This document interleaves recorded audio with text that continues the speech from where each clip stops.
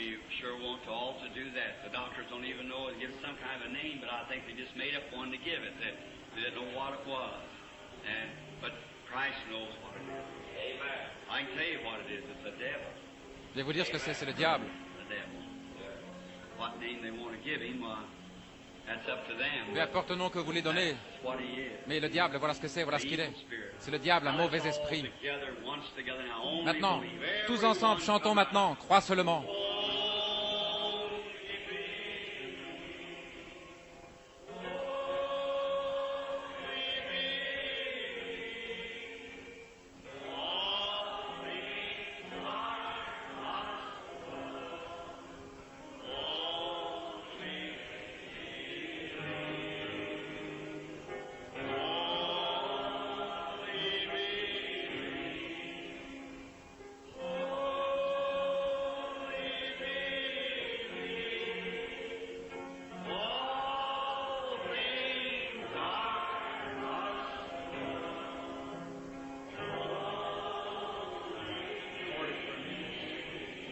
Let's pray for the girl now as we bow our heads. Prions pour cette petite fille maintenant alors que nous courbons la tête. Notre Père Céleste, je ne peux pas ôter cela de ma pensée. La petite fille qui est là en train de mourir, elle est la chérie de quelqu'un, ta création. Et Satan est en train de lui voler sa vie. Je prie que dans le nom de Christ, que tu retires la main de la mort. Toi, Seigneur, qui a pu faire se partager la mer Rouge en deux, qui leur a accordé un voyage sûr dans le pays promis. Seigneur, nous te prions aujourd'hui que tu fasses se déplacer tout obstacle et que l'enfant puisse vivre. Il nous a été demandé de dire et de croire pour la guérison de l'enfant dans le nom de Jésus.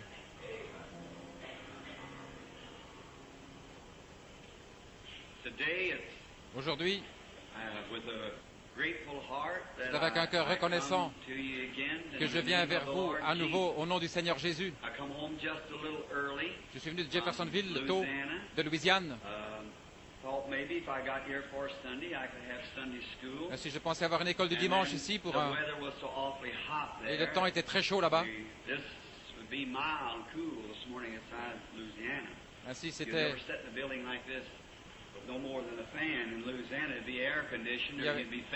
Voyez-vous, il faudrait de l'air conditionné avec un temps pareil. Ainsi je suis venu ici pour avoir un jour ou deux de repos avant d'aller à Saskatchewan la semaine prochaine.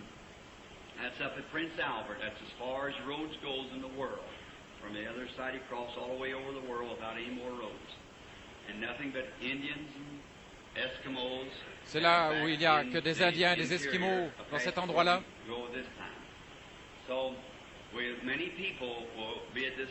Ainsi, beaucoup de personnes du Canada seront à ces réunions. Certains viendront de la côte ouest. Et je désire certainement votre prière afin que Dieu puisse nous rencontrer et qu'il nous donne des réunions formidables pour sa gloire. Ça fait 4-5 ans que je n'ai plus été au Canada et j'ai des amis là-bas, des gens très bien. Ainsi, ils sont très loyaux d'aller à l'église. Peu importe le froid, ils se couvrent d'une couverture et puis ils vont en traîneau et ils vont traverser la neige et tout, des jeunes et des vieux.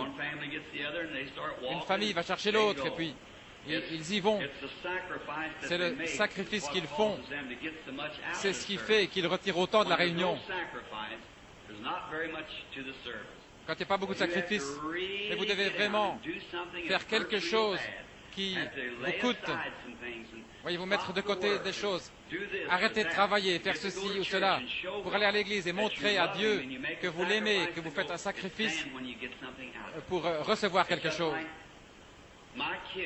C'est comme Billy Paul. Quand j'étais un enfant, peut-être que maman nous donnait un sac de bonbons, on avait chacun 2 ou 3. Et je voyais d'autres enfants avec des bons vêtements et qui portaient des... Et moi, je portais une veste usée. Et je disais, si jamais j'ai des enfants moi-même, je ferai tout ce que je peux. Eh bien, je voulais avoir quelque chose pour mes enfants. Et Billy était juste un petit garçon. J'essayais de faire tout ce que je pouvais pour sacrifier mes propres vêtements pour lui donner quelque chose. Vous savez, j'ai découvert que je lui ai donné quelque chose.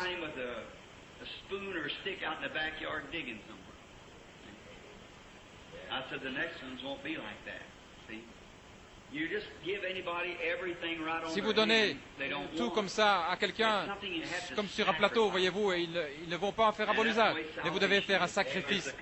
Et c'est la même chose avec le salut, c'est un sacrifice complet. Oui, frère Roy, c'est un sacrifice que vous devez faire chaque jour pour vous rapprocher de Dieu, faire quelque chose. Maintenant, je sais que c'est un sacrifice pour vous tous ici d'être dans un bâtiment chaud ici. Gardons notre pensée sur le plus grand sacrifice qui a jamais été donné à l'humanité. C'était Jésus-Christ, quand il a reçu la mission de venir sur la terre pour mourir à notre place. Et son âme est allée en enfer, là, pour 3 jours et 3 nuits. Le 3e jour, il est ressuscité. Et maintenant, il est à la main droite de Dieu dans le ciel, faisant des intercessions sur notre confession. Now up there where we're going, there'll be many people, real poor, will have to sell one of their cows, 2 or 3 of their sheep, or something get to come to the meeting. The old Eskimo will probably bring out some Les vieux Esquimaux, s'ils sont très pauvres, doivent peut-être vendre des pots qu'ils ont pour pouvoir venir à la réunion. Et nous sommes reconnaissants envers ces gens-là et nous prions que Dieu leur donne quelque chose. Maintenant, il fait chaud et je ne veux pas vous garder longtemps. Et je désire ce matin que nous fixions notre pensée, juste avant de prier pour les malades, sur l'Église et sa condition. Maintenant, je sens qu'il y a quelques jours, un message m'a été donné pour l'Église à Shreveport en Louisiane. Et je crois que c'est la condition de l'Église. Et nous allons prier ce matin. Nous allons demander à Dieu de nous aider. Nous allons demander à Dieu de nous aider dans le jour dans lequel nous vivons. Et devant cette Bible, il y a là le contenu de la vie éternelle. Et souvenez-vous, la parole est Dieu. Dieu n'est pas plus que sa parole. Et nous ne sommes pas plus que notre parole. Et vous et moi, si nous prenons une autre position, nous pouvons dire, je vais faire telle ou telle chose. Mais des circonstances peuvent se lever pour faire que nous ne faisons pas ce que nous avons dit. Mais Dieu ne peut pas faire cela parce qu'il est infini. Et il connaît tout ce qui... Ainsi, lui ne peut pas faire de déclaration à moins de savoir qu'il peut le soutenir. Et Abraham, quand il avait 100 ans, il appelait ces choses qui n'étaient pas comme si elles existaient. Et maintenant, je vais vous dire ceci comme un encouragement pour ceux pour qui on va prier, les malades. Abraham a appelé les choses qui n'étaient pas comme si elles existaient, en estimant que celui qui a fait la promesse était capable d'accomplir ou de garder ce qu'il avait promis. Maintenant, quand Dieu a dit à Abraham, quand il avait 75 ans et que Sarah avait 65 ans, qu'ils allaient avoir un bébé, eh bien c'était vraiment impossible. Mais il a cru cela. Et il s'attendait à avoir le bébé, et c'est comme s'il était là pendant 25 ans. Comme si le bébé était là. Et Abraham avait 100 ans quand le bébé est né, et Sarah avait 90 ans, parce qu'il a cru. Et il a appelé les choses qui ne sont pas comme si elles existaient. Maintenant, c'est pour ceux pour qui on va prier, les malades et les affligés. Peu importe quels sont vos problèmes, quelle sorte de maladie que vous avez, peu importe si vous êtes en mauvais état, que vous acceptez Christ et sa parole, alors vous appelez les choses qui sont comme si elles n'existaient pas, si elles sont contraires à la parole de Dieu. Maintenant, Dieu a dit, la prière de la foi sauvera le malade. Dieu a dit cela, ça règle la question. Alors, mettons notre pensée, notre espérance et agissons comme si c'était déjà fait. Déjà terminé, nous l'acceptons. Le salut, c'est la même chose. Nous le croyons, nous l'acceptons, nous le croyons dans notre cœur, nous marchons devant Dieu et nous acceptons Christ comme notre sauveur personnel. Nous l'acceptons. Si vous êtes ici ce matin en tant que pécheur, vous n'êtes pas sauvé. Et si vous voulez être sauvé, guéri, cherchez le Seigneur. Acceptez-le comme votre sauveur. Alors, cette maladie s'en ira, quelle qu'elle soit. Mettez toute votre pensée, tout ce que vous avez, sur Christ, l'homme Jésus, sur Christ, Jésus-Christ. Maintenant, gardez votre pensée là-dessus. Je vais dire ces quelques paroles pour ceux qui sont malades et affligés, ainsi que je vais parler ici à l'Église et sur sa condition, car je sens que bien que la guérison divine est merveilleuse, mais alors que j'étais à Shreveport,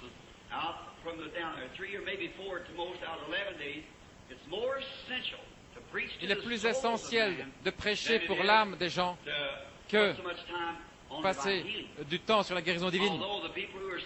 Bien que les gens soient malades et qu'ils soient dans le besoin, Dieu peut les guérir et il le fait. Mais la chose principale maintenant, c'est pour l'âme qui ne mourra jamais. Le corps mourra, mais l'âme ne mourra jamais. Ainsi, nous voulons garder cela en ordre avec Dieu.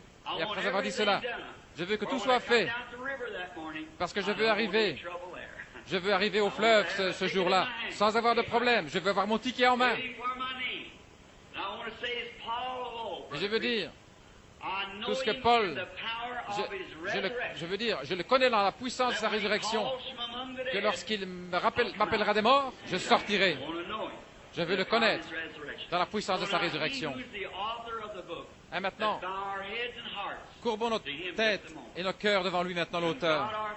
Dieu notre Père, nous venons vers toi maintenant pour te demander d'ouvrir ta parole pour nous. Nous pouvons tourner les pages, mais seul le Saint-Esprit peut ouvrir la parole. Ainsi, ouvre-la ce matin pour nous, Père, et donne-nous abondamment ta grâce. Nous attendons à toi et le Saint-Esprit qu'il entre dans la parole et qu'il puisse la donner au travers des lèvres humaines, dans des cœurs humains. Et puisses-tu le placer dans chaque cœur, quel que soit le besoin. Et lorsque la réunion sera terminée, nous serons prêts à retourner à la maison. Alors nous courberons humblement la tête et nous te rendrons grâce pour tout ce que nous aurons appris de toi et de tout ce que tu auras fait pour nous. Dans le nom de Christ, nous le demandons. Amen.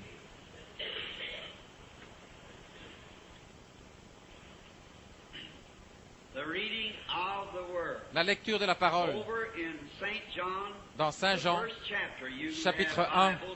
Vous qui avez une Bible et qui aimeriez le lire avec moi, bien le marquer comme texte. Nous lisons le texte de la parole et nous prions que le Saint-Esprit puisse donner le contexte. Nous pouvons le lire. Nous pouvons lire. Ceux qui sont capables de lire peuvent le lire. Mais seul Dieu peut apporter le contexte. Le texte peut être lu parce que c'est sa parole. Mais alors, le contexte doit être donné par Dieu. Maintenant, dans Saint Jean, au premier chapitre, commençons au verset 28 jusqu'au verset 32. Ces choses se passèrent à Béthanie, au-delà du Jourdain, où Jean baptisait.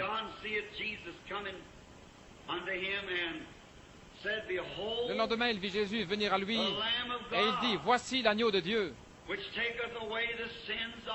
qui ôte le péché du monde.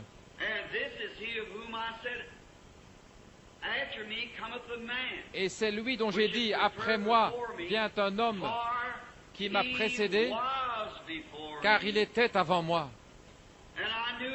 Et je ne le connaissais pas.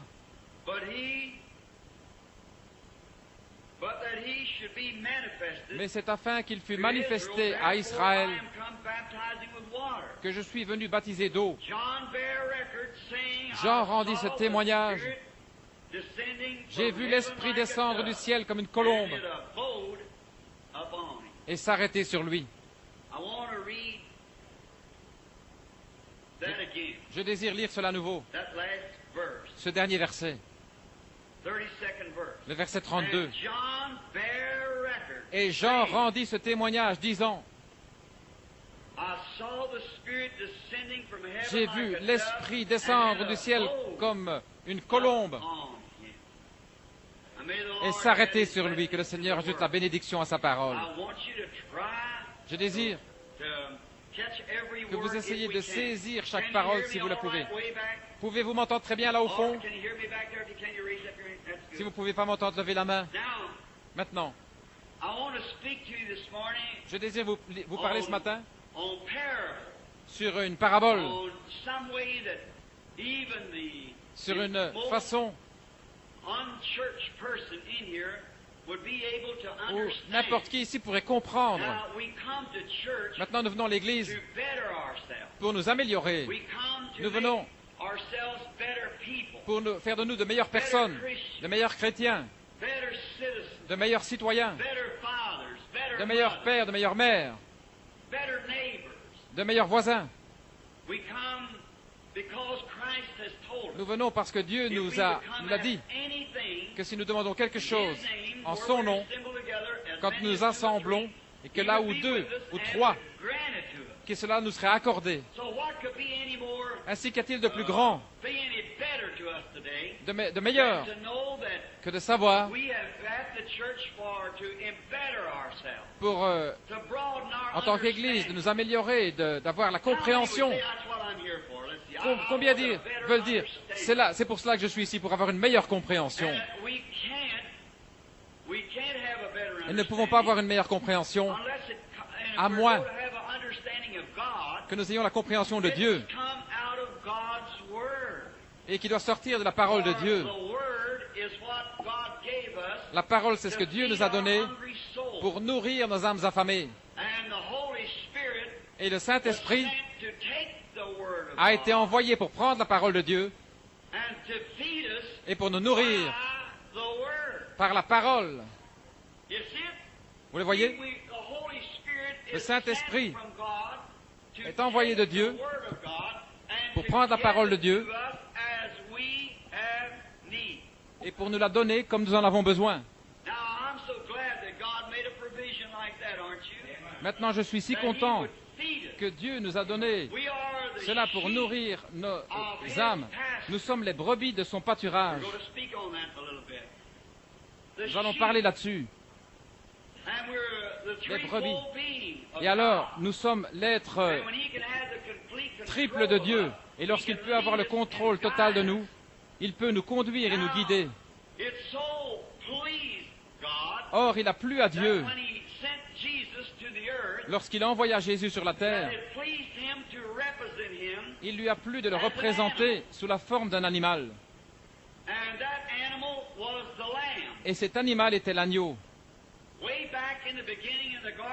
Et tout au commencement dans le jardin d'Éden, comme préfiguration de la venue de Jésus, Dieu sacrifia un agneau comme offrande de remplacement. Cela laissait pressentir la venue de Christ. Maintenant, je me suis souvent demandé pourquoi Dieu allait typifier Christ par un animal, comme une bête. Mais nous découvrons que l'agneau, la raison pour laquelle il a choisi l'agneau, c'est que l'agneau est la créature la plus humble et la plus douce sur la terre. Il n'y a rien de plus humble et de plus doux qu'un petit agneau. Il est si innocent. Il ne peut se suffire à lui-même. Il n'est pas arrogant. C'est une petite créature douce et humble.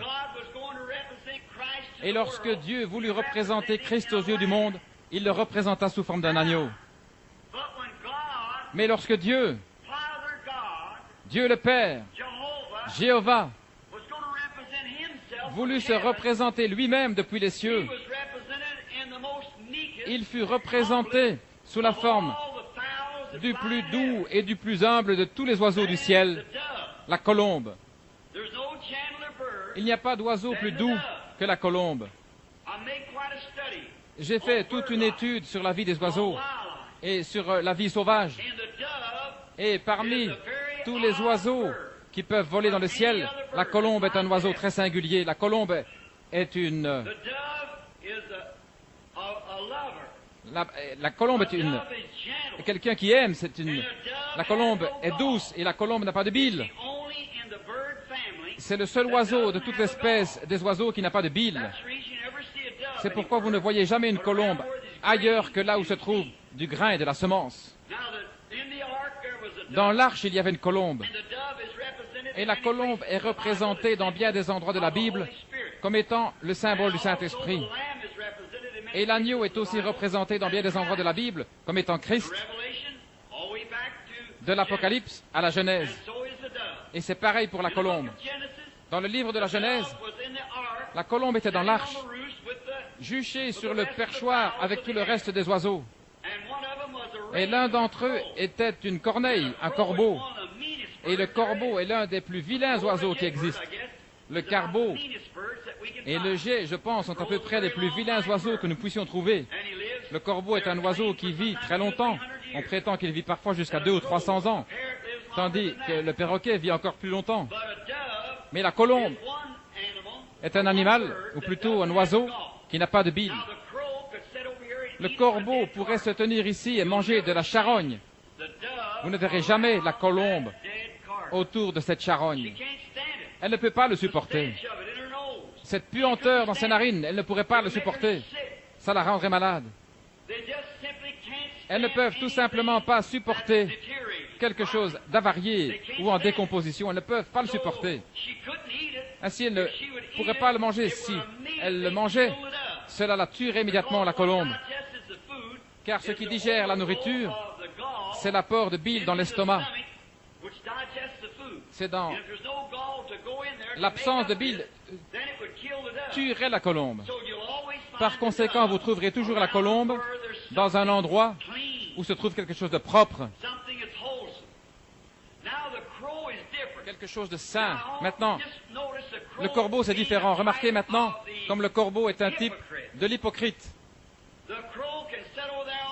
Le corbeau peut se poser sur une charogne et en manger autant qu'il le désire, puis s'envoler vers les champs et manger aussi du blé. Mais la colombe ne peut pas manger du blé et ensuite aller se poser sur une charogne.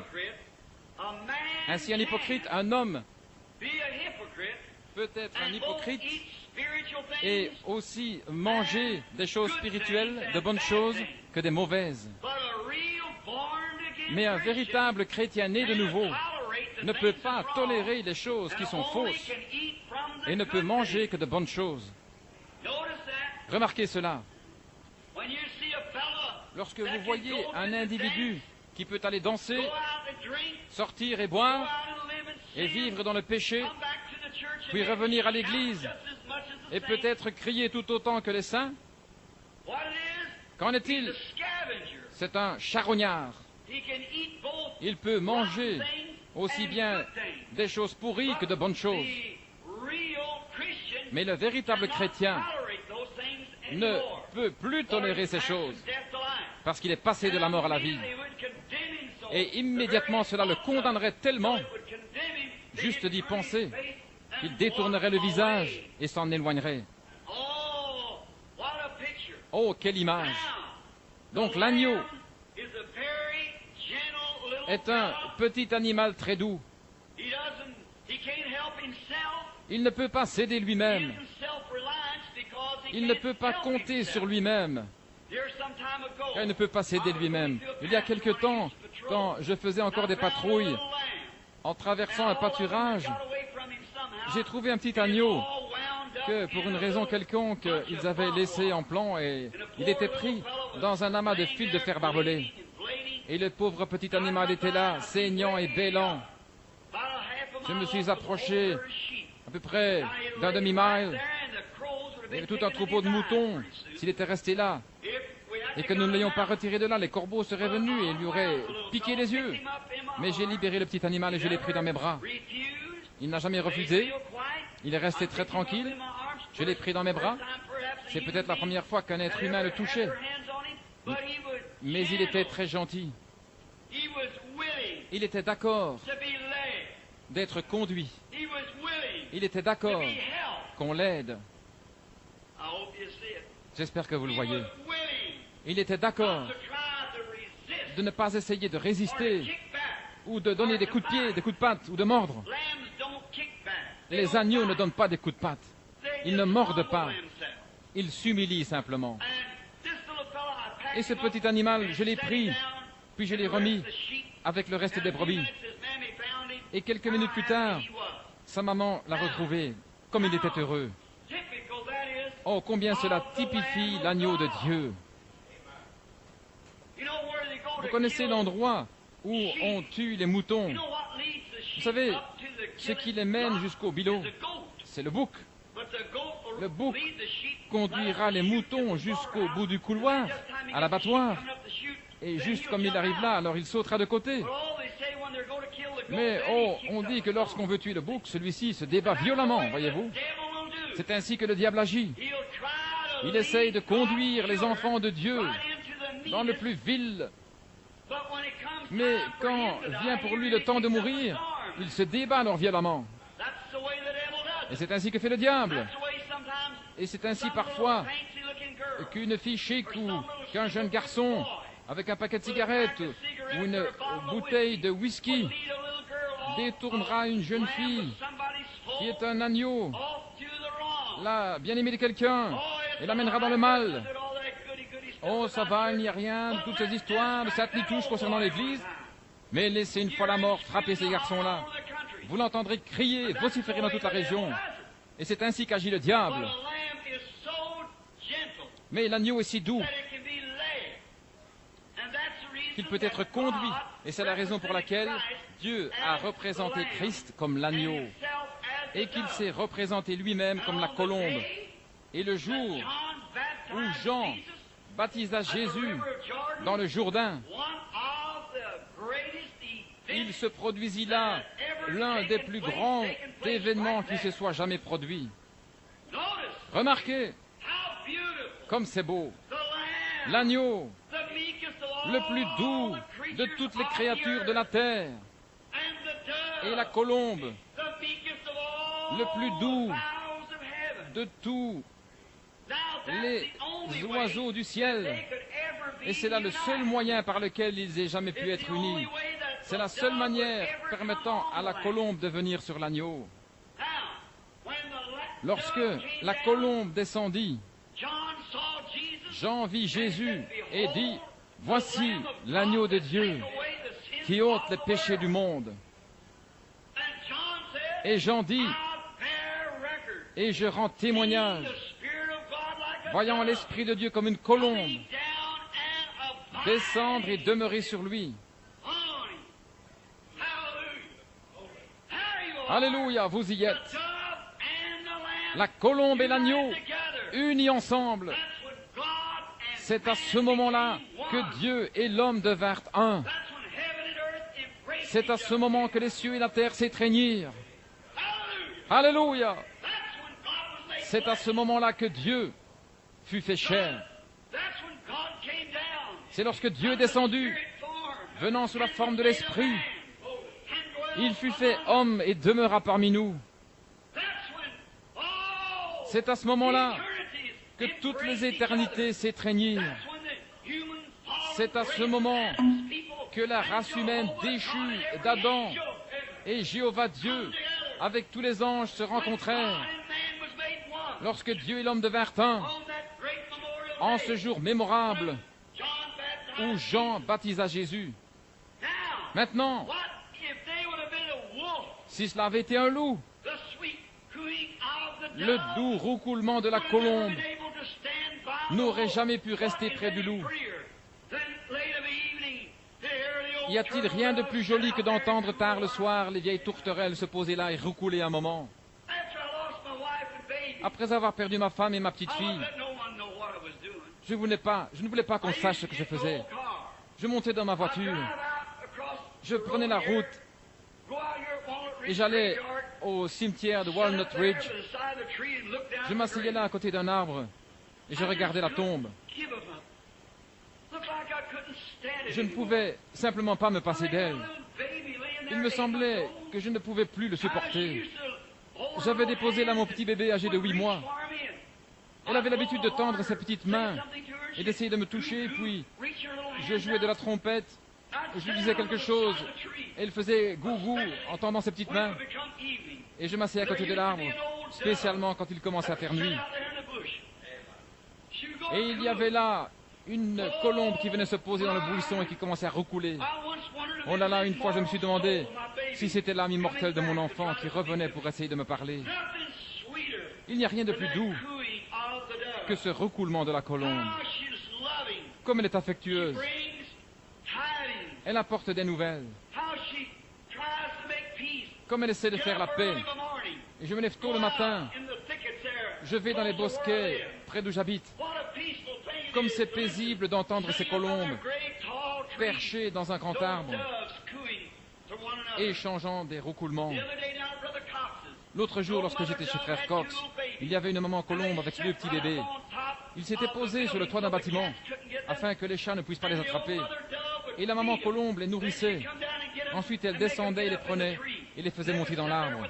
Alors ils se tenaient là, leurs cous entrelacés, et ils roucoulaient. Et ils se faisaient la cour toute la journée. Deux gentilles petites colombes.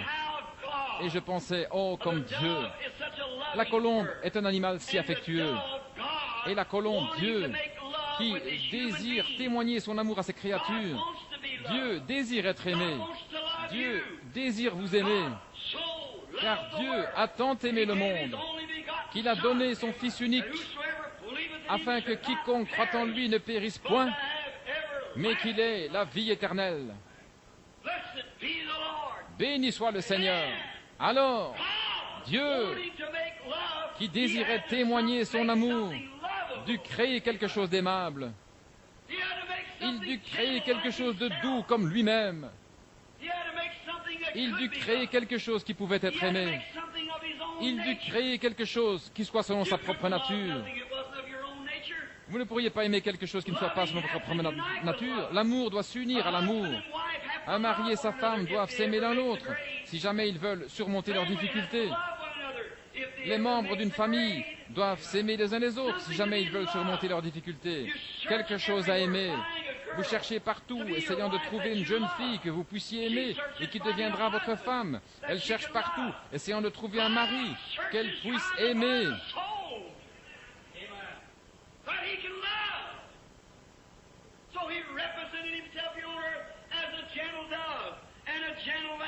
Maintenant, il les compare à une colombe et un agneau. Cette colombe aurait pris son envol immédiatement. Mais l'agneau, il n'a pas de grande pensée de lui-même. Un agneau, c'est une chose. Quand il est perdu, il est désespérément perdu. Mais elle ne peut pas retrouver sa route. Voilà pourquoi elle ne peut pas trouver sa route. Et c'est la raison pour laquelle Dieu nous compare à des brebis. Quand nous sommes perdus, nous sommes perdus.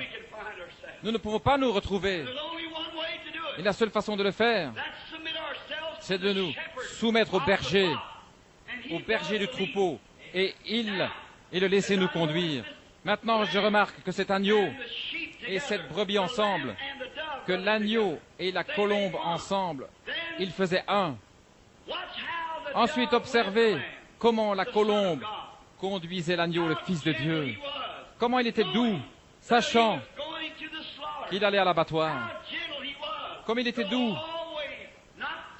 sans jamais rien faire de lui-même, n'essayant pas de se suffire à lui-même.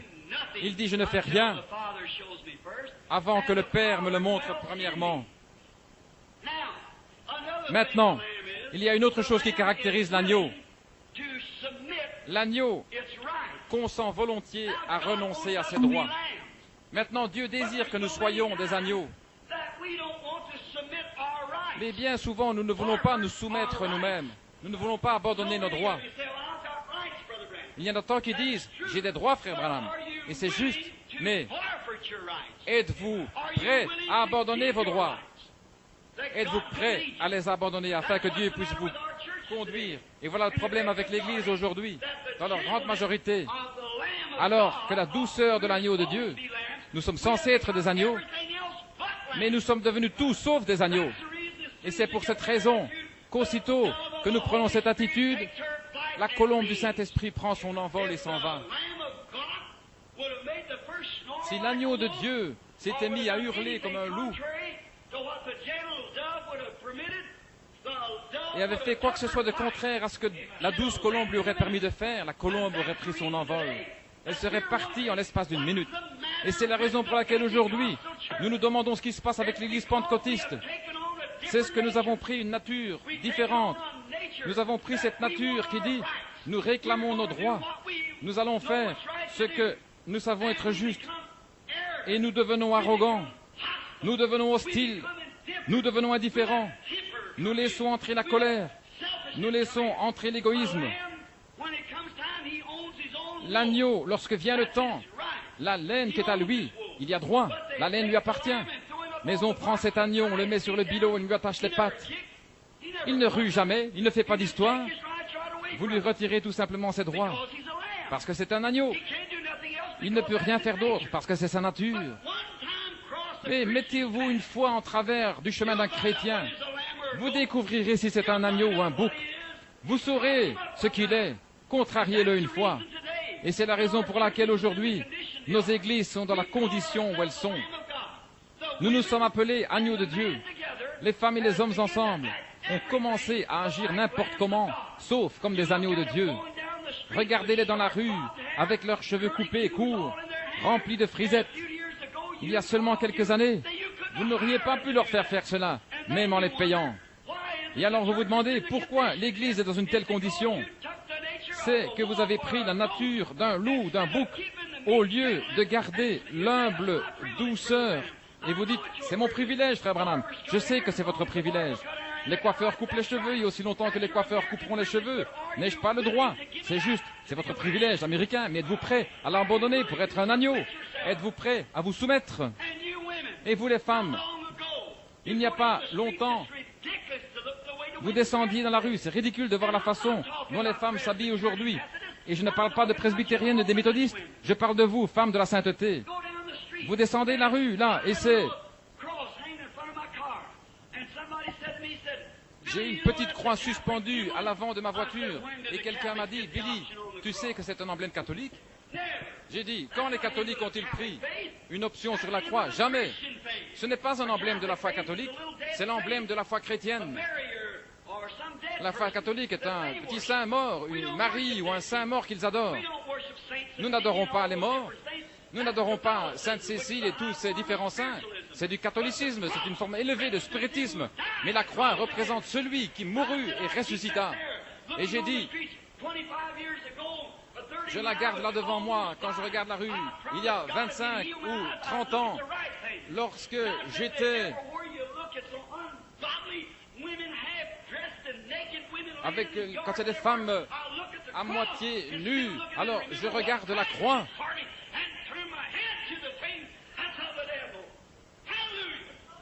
Je me souviens que Christ a fait pour moi et je détourne la tête de ces choses qui sont du diable. Et ne dites pas que ces choses sont des presbytériens, des catholiques, ce sont des pentecôtistes. Amen. Vous dites, j'en ai le droit, frère Branham, c'est juste. Mais si vous étiez un agneau, vous abandonneriez vos droits. Et lorsque vous agissez ainsi, le Saint-Esprit, cette douce colombe, s'envole aussitôt. Elle ne se couvrira pas de honte avec vous. Non, non. Ne pensez jamais que vous allez pouvoir agir ainsi et garder le Saint-Esprit. Vous ne le pouvez pas. C'est ce que dit la Bible. Vous devez abandonner vos droits. Et vous les hommes, avec ces petites choses efféminé. Cela montre de quoi vous êtes fait. C'est la raison pour laquelle vous n'avez pas le Saint-Esprit comme vous affirmez l'avoir. Sinon, vous auriez assez de crampes pour la faire agir comme une dame. En tout cas, aussi longtemps qu'elle vivra avec vous. Amen. Cela semble démodé, tranchant, mais c'est ça que l'Église a besoin aujourd'hui. Un lavage du Saint-Esprit à l'ancienne mode. Elle a besoin d'être étendue, séchée, repassée par le Saint-Esprit. Certainement. Regardez dans quelles conditions le monde s'est enfoncé. Comment ils sortent dans la rue et font toutes ces choses. Comment vous collez votre nez contre la télévision le mercredi soir au lieu d'aller à l'église.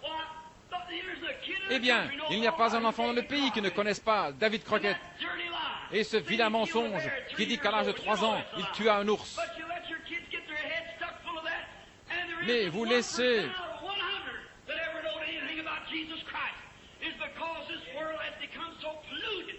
C'est parce que ce monde est devenu si pollué, cette nation est si ridicule et éloignée de Dieu, elle a rejeté le Saint-Esprit. Oh, dites-vous, je vais à l'église et je crie, il se peut que vous le fassiez. Mais tant que ce doux agneau de Dieu ne sera pas installé dans votre cœur et ne vous aura pas fait mettre votre vie en ordre et agir comme une personne différente, cela ne vous servira à rien d'imiter le christianisme. Vous devez le posséder, amen. Il n'y a pas longtemps, je suis entré dans une maison ici pour rendre visite à un malade. Et une dame était assise là. Et une espèce de petit Oswald entra, le chapeau de travers, et il s'écria « Maman, est-ce que le dîner est prêt ?»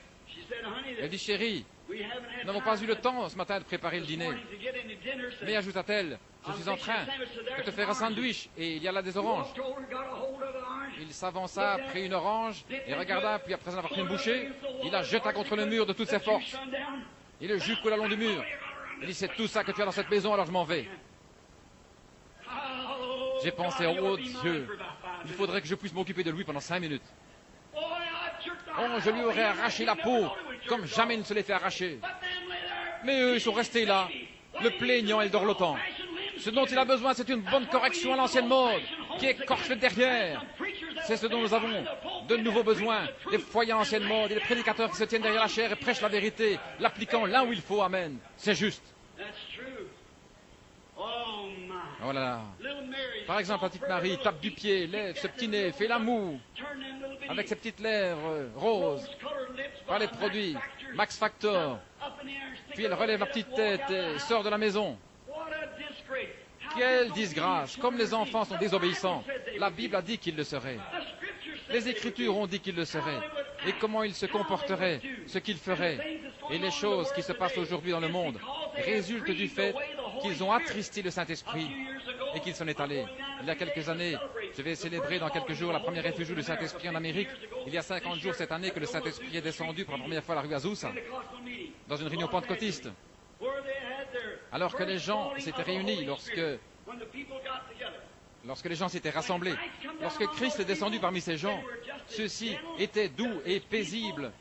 Ils vivaient une vie pieuse, ils vivaient une vie sacrifice, ils étaient prêts à se soumettre, ils étaient prêts à se laisser conduire par le Saint-Esprit. Ils ne se souciaient pas de ce que disaient les gens, par exemple, qu'ils étaient vieux jeux, qu'ils étaient fous ou quoi encore. Ils étaient prêts à se laisser conduire par le Saint-Esprit.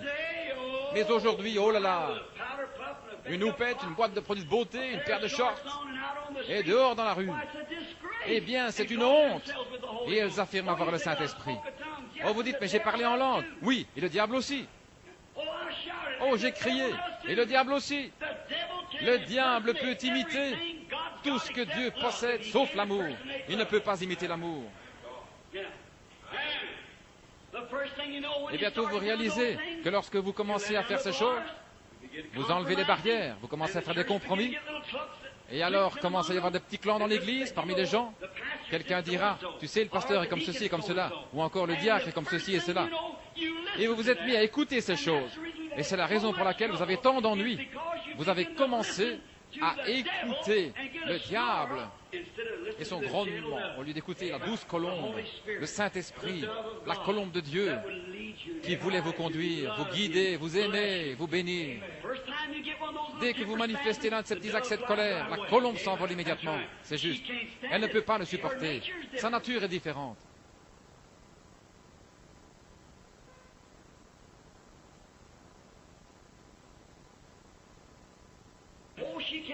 Oh, elle ne peut absolument pas le supporter. Et lorsque vous vous mettez à parler de votre prochain, elle ne peut pas supporter cela. Elle ne va pas le tolérer. Elle s'envole et s'éloigne. Elle ne peut supporter cela plus longtemps. La colombe est douce. La colombe est humble.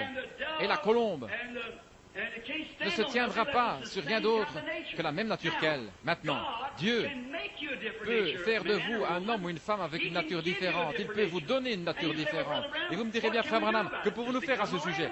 Redevenez tout simplement un agneau. Il n'y a rien que deux animaux qui s'associeront. C'est la colombe et l'agneau. La colombe ne s'associera pas avec autre chose qu'un agneau. Et si vous êtes devenu un bouc, alors débarrassez-vous de ce vieil esprit de bouc. C'est juste. Si vous êtes devenu quelque chose d'autre, débarrassez-vous-en. Si vous commencez à devenir cancanier, une fois je prêchais de toutes mes forces dans une certaine ville. Il y avait là des milliers de gens. Puis je fis un appel à l'autel. Je pensais avoir couvert le péché sous toutes ses formes. J'avais mentionné tout ce qui me venait à l'esprit.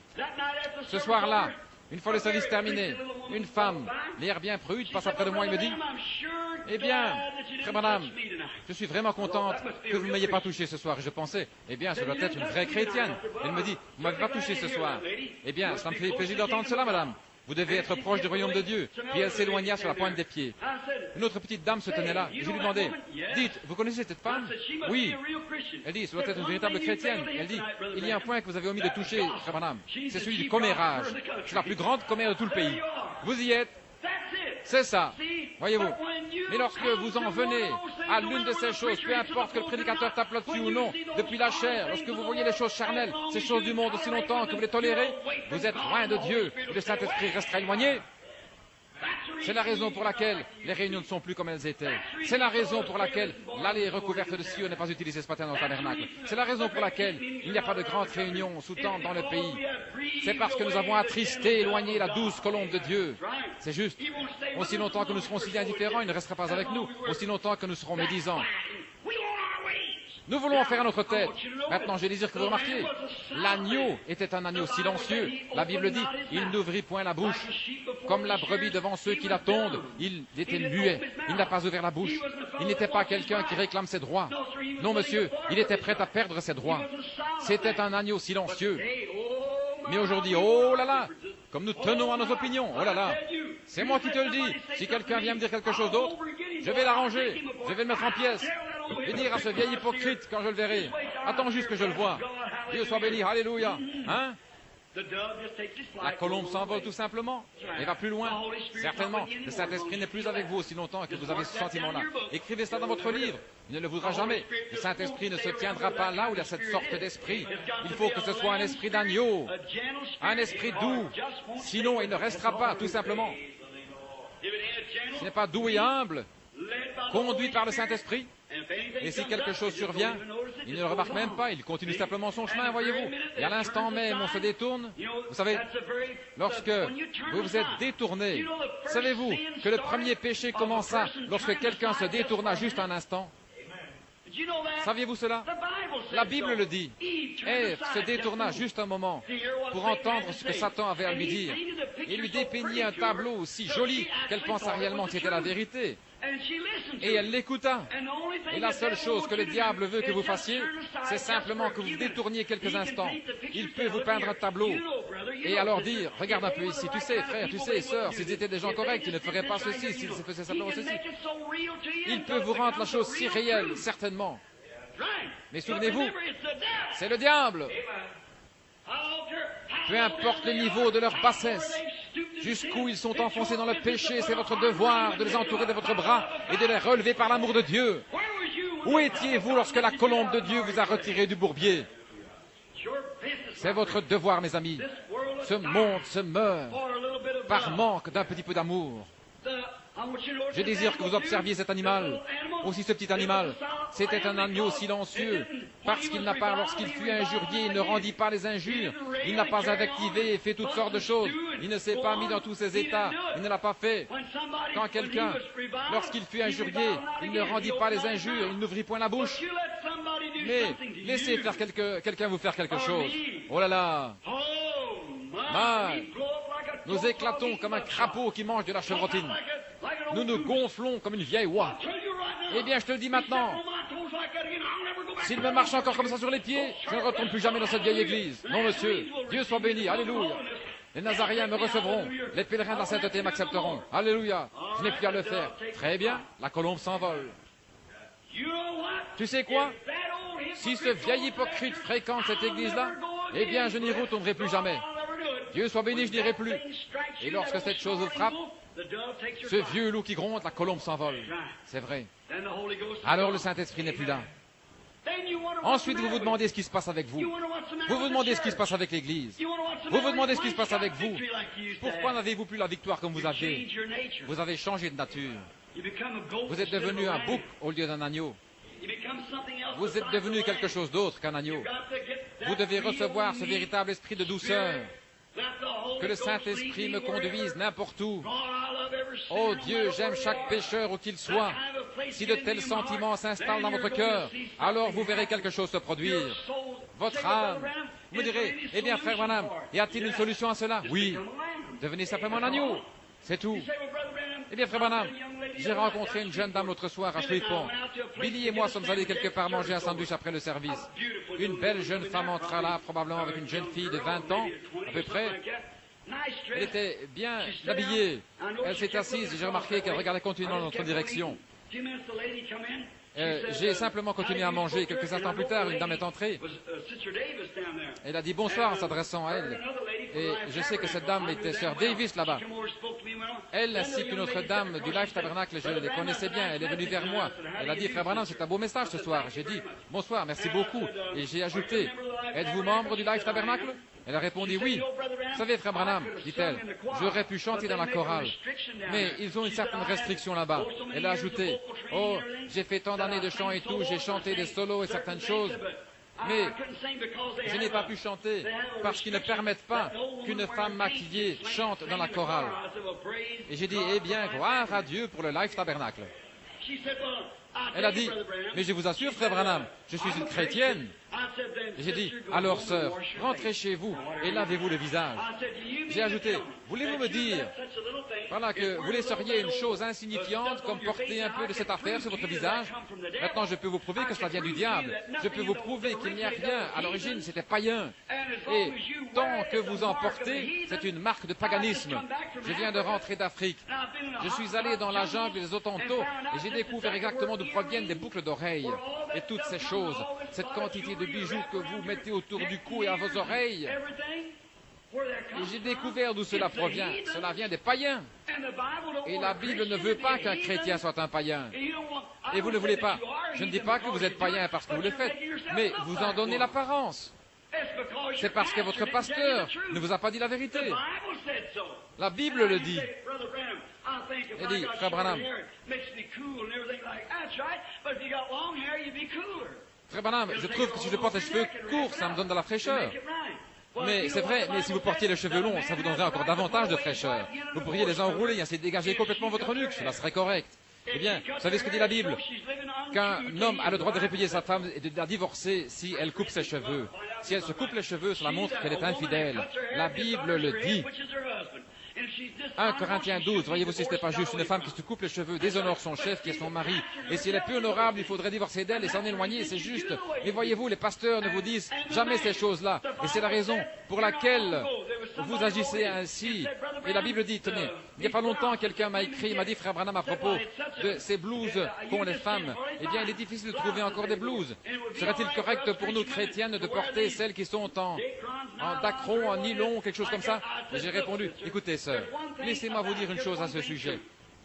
Une chose est certaine, vous pouvez faire ceci. Si vous ne pouvez pas en acheter une, on vend encore des machines à coudre. Vous pouvez donc en convoquer une. J'ai dit, peut-être, pour le faire paraître juste. Vous savez, je crois que ça ne fait qu'exprimer ce qu'il y a dans votre cœur. Votre façon de faire ou la façon dont vous agissez montre ce que vous êtes. C'est la raison pour laquelle il y a tous ces grognements, ces chichis et ces médisances et toutes ces histoires dans l'Église. C'est ce qui divise l'Église. Cela montre que le diable est entré en vous et que le Saint-Esprit vous a quitté. Oh, je sais que chez certains d'entre vous, ces paroles font l'effet d'une raclée, mais il doit en être ainsi. Il le faut. C'est la raison pour laquelle je dis ceci, non pour paraître intelligent ou pour faire le malin, mais pour vous dire où est le problème. Car un jour, j'aurai à comparaître et répondre de vous. Ainsi donc, votre comportement, la façon dont vous agissez montre ce que vous êtes. Si vous avez un vieux tempérament colérique qui sort de ses gonds pour presque rien, et que vous vous amenez, faites des histoires, critiquez, dites des vulgarités, des choses ainsi, cela montre d'où cela vient.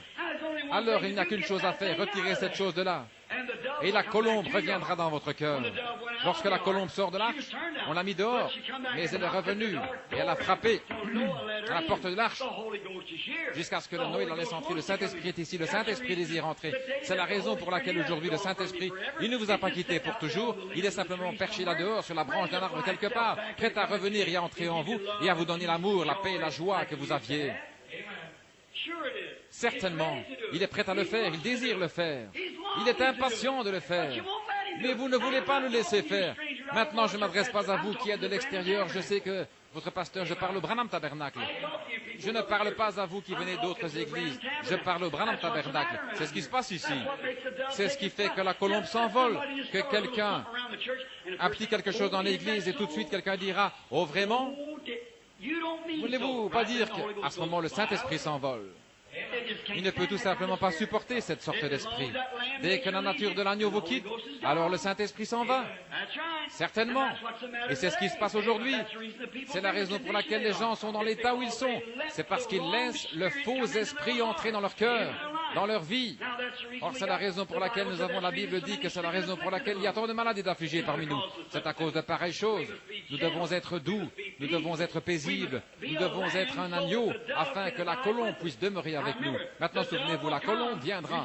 Vous dites, oh frère Branham, ne me dites pas que je n'ai jamais reçu le Saint-Esprit. Alléluia. Un soir là-bas, oh, lorsqu'il entra, j'aurais pu marcher. Certainement, c'était lui. Oh, je me sentais si bien. Il me semblait que j'aurais pu prendre chaque petit oiseau qui était dans l'arbre, le serrer contre moi et lui témoigner de l'affection. J'aurais pu mettre mes bras autour de la personne qui m'a fait le plus de mal et l'embrasser. Oh, frère Branham, si vous saviez comment je me sentais alors, certainement c'était le Saint-Esprit. Mais voyez-vous, la raison pour laquelle il n'a pas pu demeurer, c'est que vous étiez un agneau alors. Mais lorsque vous êtes devenu un loup, il a dû s'envoler. Il n'y a rien qui n'aille pas avec la colombe, c'est avec vous. Et vous avez laissé cet esprit venir sur vous. Et je fais cela, frère Branham? Oui, lorsque vous êtes mis à écouter ce commérage, que vous avez écouté ce mensonge, lorsque vous avez dit, eh bien j'en ai le droit. Vous n'avez aucun droit. Un prix a été payé pour votre rachat. C'était le prix du précieux sang du Fils de Dieu. Vous n'avez aucun droit légal. Alléluia! Le seul droit que vous ayez, c'est de venir à la fontaine remplie de sang, tirée des veines d'Emmanuel. Et les pécheurs qui sont plongés dans le flot perdent toute tâche de culpabilité. Oui, monsieur, le seul droit que vous ayez, c'est d'abandonner votre volonté propre à Dieu. Et à partir de ce moment-là, Dieu dirige. C'est ce qui fait que les réunions, c'est ce qui fait qu'il y a tant de choses étranges. Le Saint-Esprit ira à un endroit où il dira, ceci n'est pas juste, arrête la réunion, va plus loin. Je l'arrête, frère, et comment? Je vais plus loin, c'est juste, parce que vous devez être conduit par l'Esprit de Dieu. Et la seule façon d'être conduit par l'Esprit de Dieu, c'est de rester doux. Non pas de connaître beaucoup de choses. Oh, vous pensez, moi je connais beaucoup de choses, et vous emballez votre cerveau, si bien qu'elle ne peut même plus fonctionner normalement. Vous connaissez tous les livres et toutes les réponses et tout le grec et tout l'hébreu, ce qui fait que la colombe n'a pas de place pour se percher. Exactement. Vous connaissez tout, et ce qui fait que la colombe ne peut pas diriger, parce que vous en savez trop. L'agneau n'a pas la prétention de connaître quoi que ce soit. Il doit avoir quelqu'un d'autre pour le diriger. Gloire! C'est ça. Il ne sait rien. Amen. La seule chose que je connaisse, c'est Jésus-Christ est mort pour me sauver. En Californie, il y avait une fois quelqu'un qui marchait avec un écrit tout devant lui disant « Je suis un fou pour Christ ». Et sur son dos c'était écrit « De qui êtes-vous le fou ?» C'est juste. Devenez un fou aux yeux du monde, afin que vous puissiez être conduits par le Saint-Esprit. Parce que les fils et les filles de Dieu sont conduits par le Saint-Esprit. Romains 8:1 dit « Il n'y a maintenant aucune condamnation pour ceux qui sont en Jésus-Christ et qui ne marchent pas selon la chair, mais selon l'Esprit. Ils ne suivent pas le loup, mais la colombe. » Amen. Doc avait coutume de chanter un chant « Remplis-moi chaque jour d'amour, guidé par la colombe céleste. Que j'aille mon chemin souriant et chantant, remplis-moi chaque jour d'amour. » Quel jour paisible ce sera pour le Branham Tabernacle, ou n'importe quelle autre église, ou n'importe quel individu, lorsqu'ils abandonneront leurs droits. pour devenir un agneau. Que faire, frère Branham? Revenez à l'agneau. Revenez au fait d'être doux, à ne rien connaître. Soumettez-vous à Christ. N'essayez pas de connaître quoi que ce soit. Marchez doucement, humblement, et la colombe vous conduira. Mais lorsque vous écoutez ce commérage, quand vous pensez que vous avez le droit de le faire, alors il s'envole, il s'en va. Alors vous ne l'avez plus.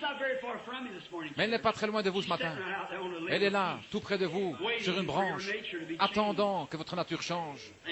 Amen. Ce qu'il vous faut aujourd'hui, c'est de soumettre tous vos droits et de laisser Dieu vous étendre et vous tondre. Pouvez-vous imaginer un petit agneau avec toute sa toison sur lui?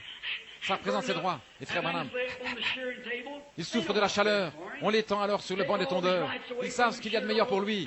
Ils lui retirent tous ses droits et le tondent complètement. Il a bien moins chaud maintenant. Il se sent plus léger pour courir. Oh là, il est heureux, il gambade, il s'amuse bien. Oui, monsieur, si vous abandonnez vos droits, c'est ce que vous recevez ensuite. Mais vous devez abandonner vos droits et laisser la parole de Dieu vous dépouiller de tout ce qu'il y a de mondain en vous, vous débarrasser de toutes les habitudes du monde. Vous devenez alors une nouvelle créature en Christ. Il y a quelque temps en Afrique, je parlais à un vieux saint. Il disait, frère Branham, je sais que vous croyez au surnaturel.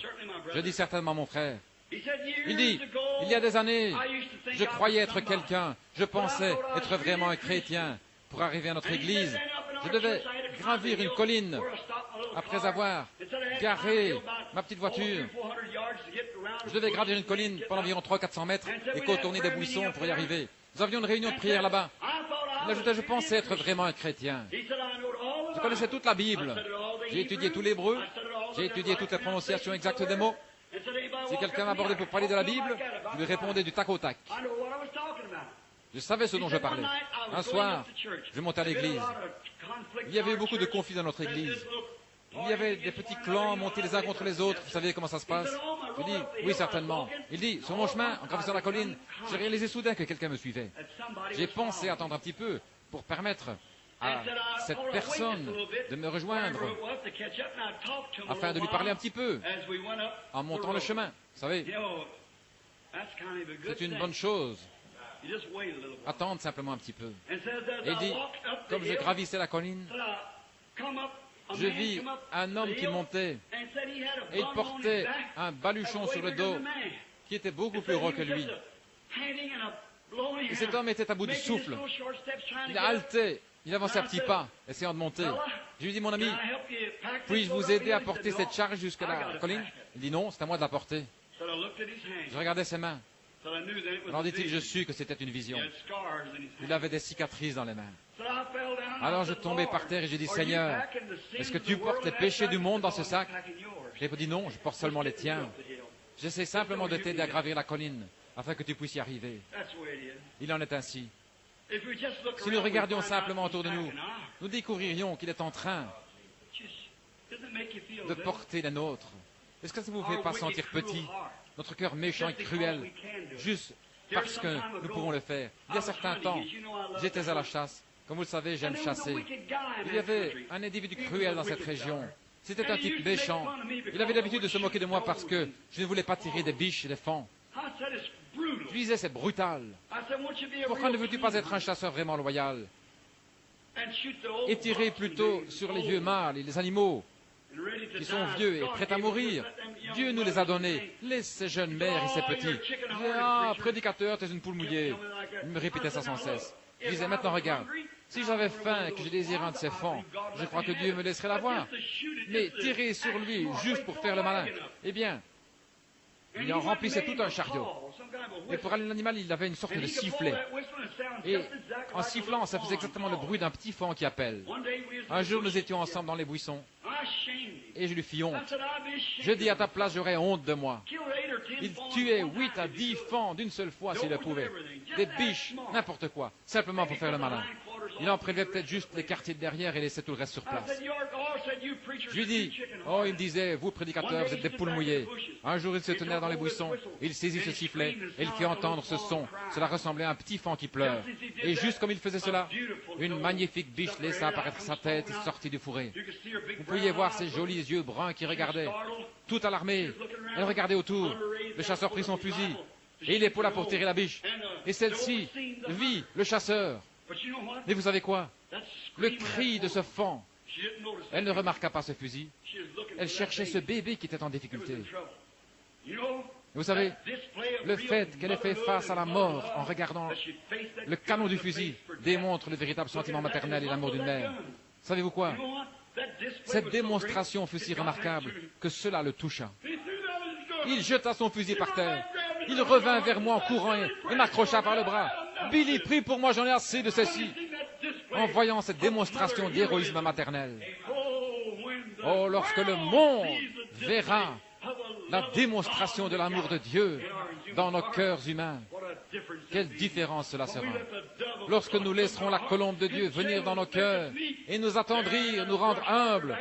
Là derrière, dans ce bosquet, je priais pour ce gars et je l'ai conduit au Seigneur Jésus. Depuis lors, ce fut un chasseur bon et loyal.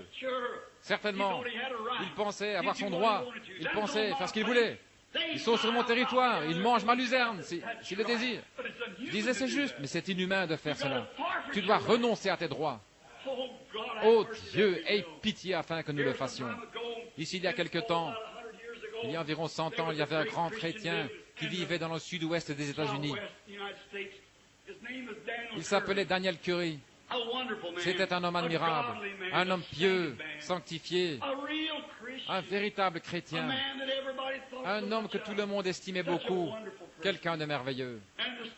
Et on raconte qu'il mourut ou tomba en extase. Et il dit qu'il monta au ciel, bien entendu lorsqu'il mourut. Et en arrivant à la porte de perles, le gardien vint à la porte et dit, « Qui es-tu » Il répondit, « Je suis l'évangéliste Daniel Curry. J'ai gagné des milliers d'âmes à Christ. Et je désire entrer ce matin. Le voyage de ma vie est terminé sur terre. Je n'ai maintenant pas d'endroit où aller. C'est ainsi que cela se produira pour toi, l'un de ces jours, pécheur. C'est ainsi que cela t'arrivera, à toi qui es rétrograde. C'est ainsi que cela vous arrivera, à vous qui avez attristé, éloigné le Saint-Esprit, en n'étant plus doux ni tendre. Cela fait des années que vous n'avez pas pleuré. Vous n'avez pas rougi depuis je ne sais combien de temps, en toute modestie. Et toute modestie vous a quitté, certainement. Mais cela va venir à votre porte un de ces matins. Et alors que le doux Saint-Esprit vient frapper, pourquoi ne le laissez-vous pas entrer? Donc, lorsque Daniel Curry arrive à la porte, ils vinrent et dirent, nous allons voir si votre nom figure ici. Ils cherchèrent partout et ne purent trouver aucun nom. Ils dirent, non, il n'y a pas de Daniel Curry ici. Oh, dit-il, certainement, je suis un évangéliste. J'ai gagné des âmes à Christ. J'ai essayé de faire ce qui est juste. Le gardien dit, monsieur, je suis désolé de vous le dire, mais il n'y a pas de Daniel Curry ici. Je vais vous dire ce que vous pourriez faire. Nous n'avons pas le droit ici de nous occuper de votre cas, mais voulez-vous présenter un recours? Vous pourriez recourir au jugement du trône blanc, si vous le désirez. Mais nous ne pouvons pas du tout vous faire miséricorde ici, parce que nous n'avons pas votre nom. Il n'y a pas de grâce pour vous. Désirez-vous faire appel pour votre cas? Il a dit, monsieur, que puis-je faire d'autre que de faire appel pour mon cas? Le gardien répondit, eh bien, vous pouvez aller au jugement du trône blanc et faire appel pour votre cas. Daniel Curry dit qu'il se sentit voyager à travers l'espace pendant environ 1 heure. Il dit qu'il arriva à un endroit où cela devenait de plus en plus clair, plus clair, plus clair, plus clair. Il dit que plus il avançait, plus ça devenait clair. C'était 100 fois, des milliers de fois plus brillant que le soleil n'a jamais été. Il dit qu'il tremblait, tremblait.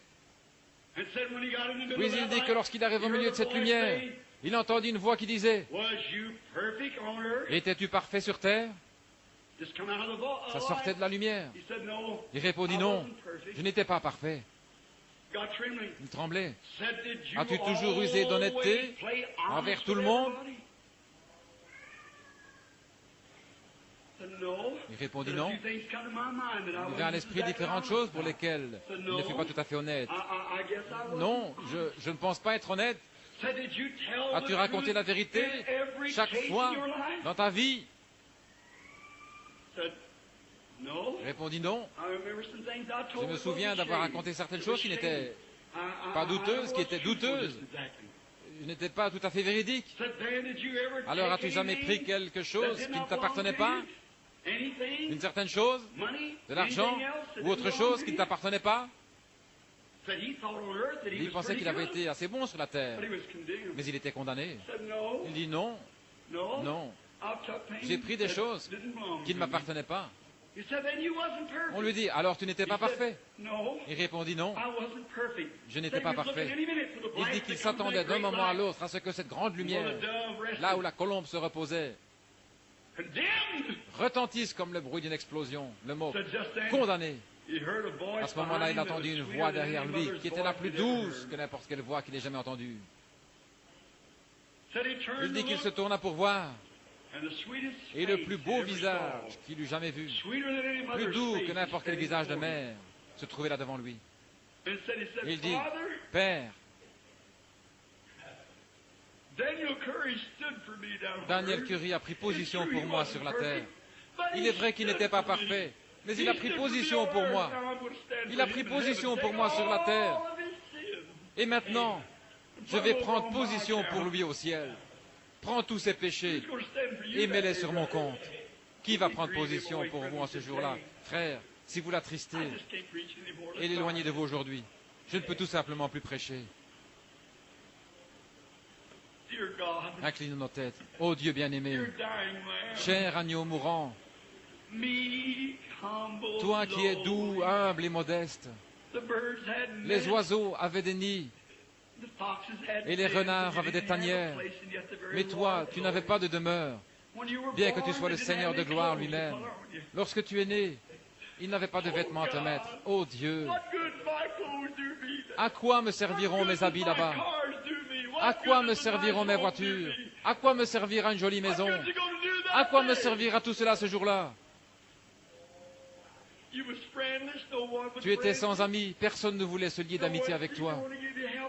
Personne ne paraissait vouloir te tendre une main secourable.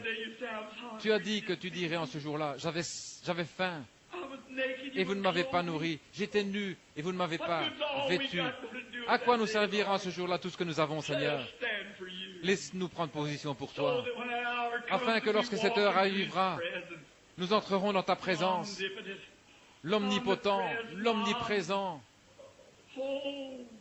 Oh Dieu, lorsque nous entendrons cette colombe avec ses ailes se tenant dans cette grande lumière, cela brillera à travers toute l'éternité, sachant que tu habites dans la lumière.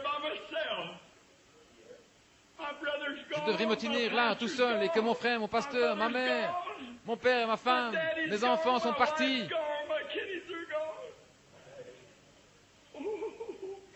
Oh Dieu, que vais-je faire alors, Seigneur? Que vais-je faire alors? Cela peut arriver ce soir avant le coucher du soleil. Mais que vais-je faire? Que puis-je faire? Oh Christ, je veux prendre position pour toi maintenant. Je ferai mon choix aujourd'hui. Je vais cesser tous mes bavardages sur autrui. Je vais abandonner tout mon tempérament colérique. Je vais laisser de côté tous mes différends. Je vais abandonner toutes choses. Dépouille-moi, Seigneur. Prends tout ce que j'ai. Simplement prends-moi, Seigneur. Je veux me tenir à ta place. Je veux être tondu.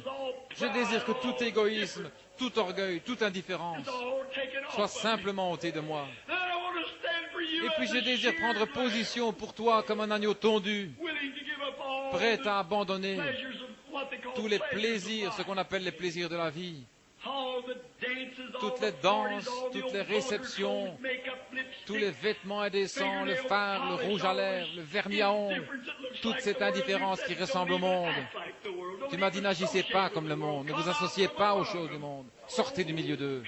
Oh Dieu, aide-moi Seigneur, dépouille-moi aujourd'hui, tombe-moi, prends-moi comme un agneau et rends-moi muet. Que je n'ouvre pas la bouche, que je ne dise rien à ce sujet. Que je me tienne simplement là. et que je sois tondu. Oh Dieu, quelle différence cela fait. Je me souviens qu'une fois tu m'as dépouillé. Tu as pris ma femme, tu as pris mon petit enfant, mon père, mon frère. Tu m'as complètement tondu. Cependant, dans mon cœur, je savais que je t'aimais. Comme tu m'as béni, comme tu as été bon, tout ce que je suis, tout ce que je pourrais être, ou tout ce que je serai, vient de toi. Oh Dieu, cela vient de toi. Je confesse mes erreurs, je confesse tout ce que j'ai fait ou pensé. Tombe-moi simplement, Seigneur. Je désire être ton agneau. Pas seulement ça, Seigneur, mais prends chaque personne ici ce matin, chaque brebis, et ceux qui ont le désir d'être une brebis, tons-les tous ce matin, Seigneur. Fixe leurs petites pattes au billot de l'Évangile.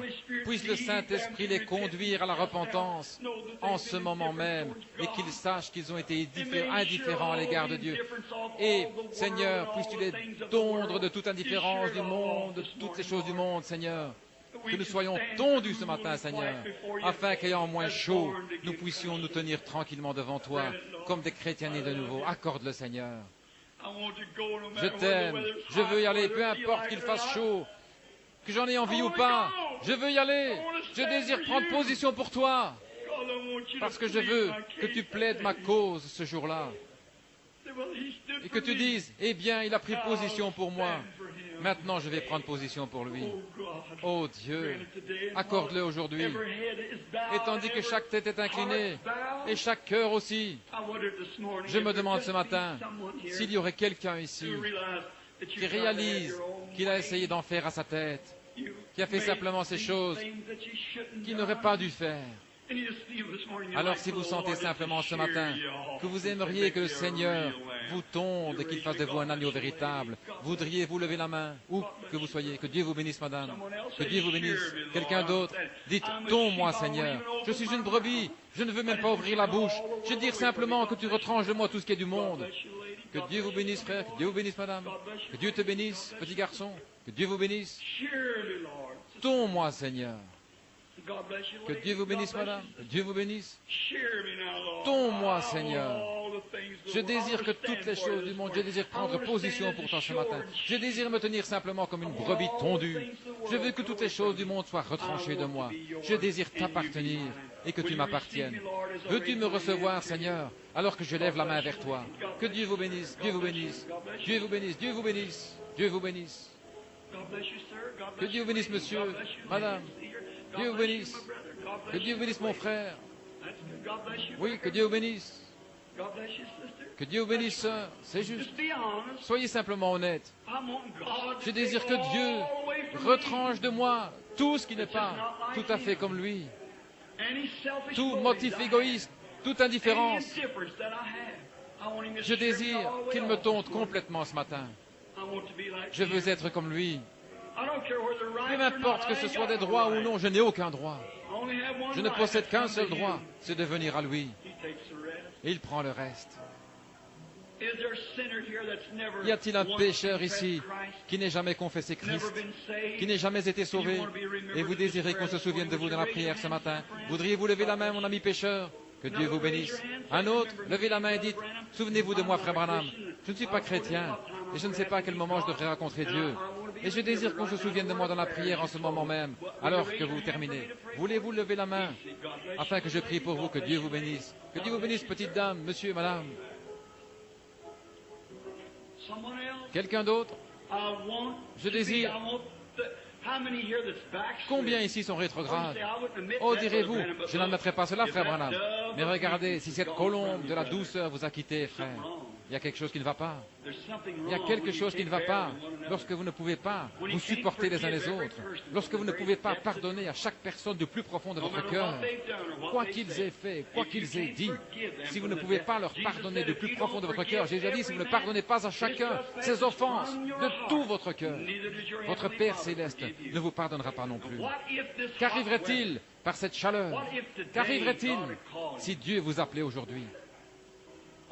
Tandis qu'il y a une fontaine ouverte, une église prête, Le Saint-Esprit se tenant ici sur le pignon de ce bâtiment, prêt à descendre sur le champ, à revenir dans votre cœur et vous rendre doux et paisible. Qu'est-ce que je dois faire, frère Branham? Devenez simplement un agneau.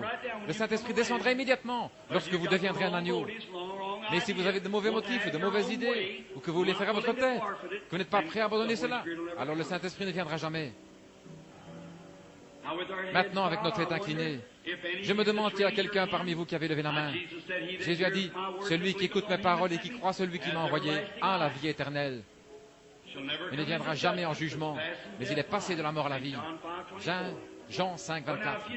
Mais maintenant, si vous aimeriez venir à l'autel, agenouillez-vous ici et prions ensemble pour que ce sentiment doux et paisible que vous avez possédé autrefois ou que vous aimeriez posséder vienne à nouveau en vous. Tandis que nous gardons nos têtes inclinées et que nous chantons « Il y a une fontaine remplie de sang », je désire que vous veniez vous agenouiller ici pour prier. Tous ceux qui désirent venir maintenant, agenouillez-vous ici simplement à la balustrade de l'autel.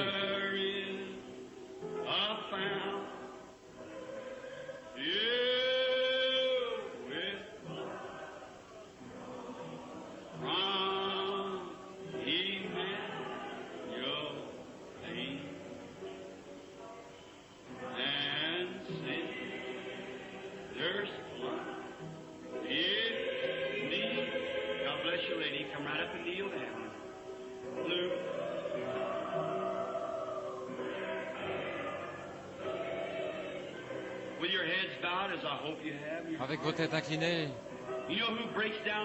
vous savez qui est la première personne à s'avancer ce matin? Vous devriez avoir honte. Une femme de couleur, une pauvre femme, les chevilles enflées, les cheveux grisonnants. Elle s'approche de l'autel. Une fois, un vieil homme de couleur fut sauvé. C'était à l'époque de l'esclavage. Quand il fut sauvé, il alla dire à son patron qu'il était libre. Celui-ci lui dit, « Tu es quoi ?» Il répondit, « Je suis libre. » Alors il le libéra. Voici un autre groupe de gens qui s'approchent pour recevoir le salut ce matin. Il dit qu'il était libre, que tout le monde soit en prière, alors que le Saint-Esprit traite avec les gens qui prennent une décision. Il a dit, « Mose, tu as dit que tu étais libre ?» Il répondit, « Oui, patron, je suis libre. Si tu es libre, alors je vais te libérer aussi.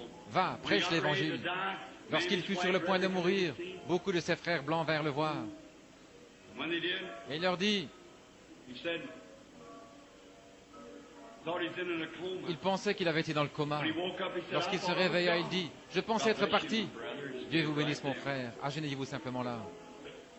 Il dit, « Je pensais être déjà parti. » Il lui dit, « Qu'as-tu vu, Mose ?»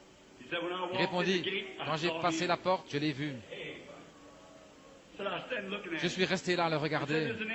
Un ange s'est alors avancé et a dit, « Viens, Mose, tu as prêché l'Évangile pendant bien des années. Il y a une robe et une couronne qui t'attendent. » Il a dit, « Ne me parlez pas de robe et de couronne. Je ne veux ni robe ni couronne. Je désire simplement le regarder. » Je pense que c'est l'attitude de n'importe quel chrétien. Il y a quelque temps, je me trouvais dans un colisée, ou plutôt un musée non loin de Chicago. Je regardais tout ce qu'il y avait là. J'aperçus un vieux noir avec une petite couronne de cheveux blancs sur la tête. Il se promenait là, son chapeau à la main. Je le regardais. Il regardait à l'intérieur de quelque chose. Puis il recula brusquement et des larmes commencèrent à couler sur ses vieilles joues. Il commença à prier. Je l'observais quelques instants. Il regarda à nouveau et se remit à pleurer. Je m'avançai et je dis, « Monsieur ?» Il dit, « Oui, mon ami blanc. » Je dis, « Je vois que vous êtes. Qu'est-ce qui vous a tant ému? Qu'est-ce qui vous a pareillement émotionné ?» Il répondit, « Monsieur, si vous pouviez toucher mon côté, vous y sentiriez des cales. » Je dis, « Jadis, j'étais un esclave. » Il dit, dans cette petite vitrine, un costume est exposé. Je vois, c'est un costume, mais qu'y a-t-il de si particulier? Cette tache là-dessus, dit-il, c'est le sang d'Abraham Lincoln. Eh bien, ce sang m'a libéré de ma ceinture d'esclave. Il ajouta, alors homme blanc, cela n'aurait-il pas de quoi vous émouvoir aussi? J'ai mis mon bras autour de son vieux cou. Et j'ai dit, que Dieu vous bénisse, mon frère. Je connais un autre sang qui m'émeut. Il dit, je connais aussi ce sang, monsieur. Je dis, il m'a libéré d'une ceinture d'esclavage. Autrefois, je sortais le dimanche, j'allais faire de la vitesse, je me comportais mal, je racontais des plaisanteries. Oh Dieu!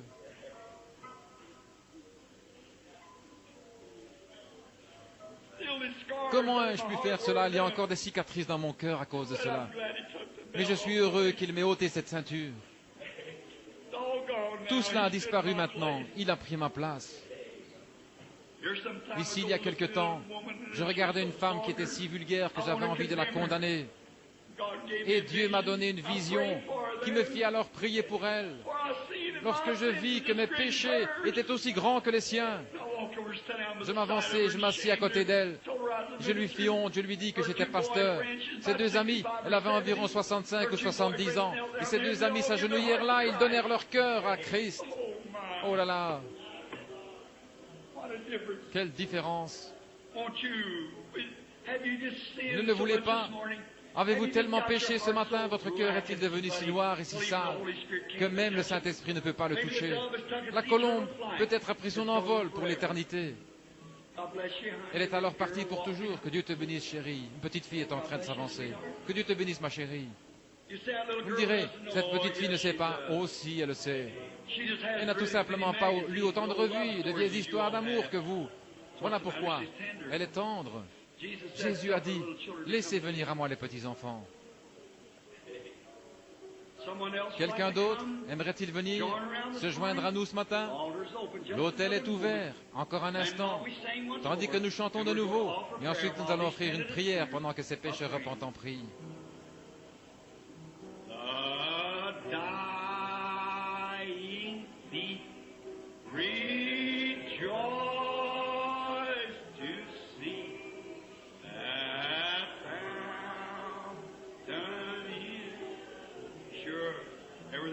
The poor fellow was finished. And there may I go by as he. Won't you come up now? Ne voulez-vous pas venir maintenant? Ne voulez-vous pas vous avancer? La Bible dit que vous savez faire le bien et que vous ne le faites pas. Pour vous, c'est plus que le péché. Ne voulez-vous pas venir? Vous savez que vous avez tort. Frayez-vous un chemin et agenouillez-vous autour de l'autel et dites à Dieu que vous regrettez la manière dont vous l'avez traité. Laissez revenir le Saint-Esprit pour qu'il vous rende à nouveau doux et aimable et calme. Ne le voulez-vous pas? Souvenez-vous que si vous mourrez alors qu'il s'est éloigné de vous, il n'y aura personne pour plaider votre cause.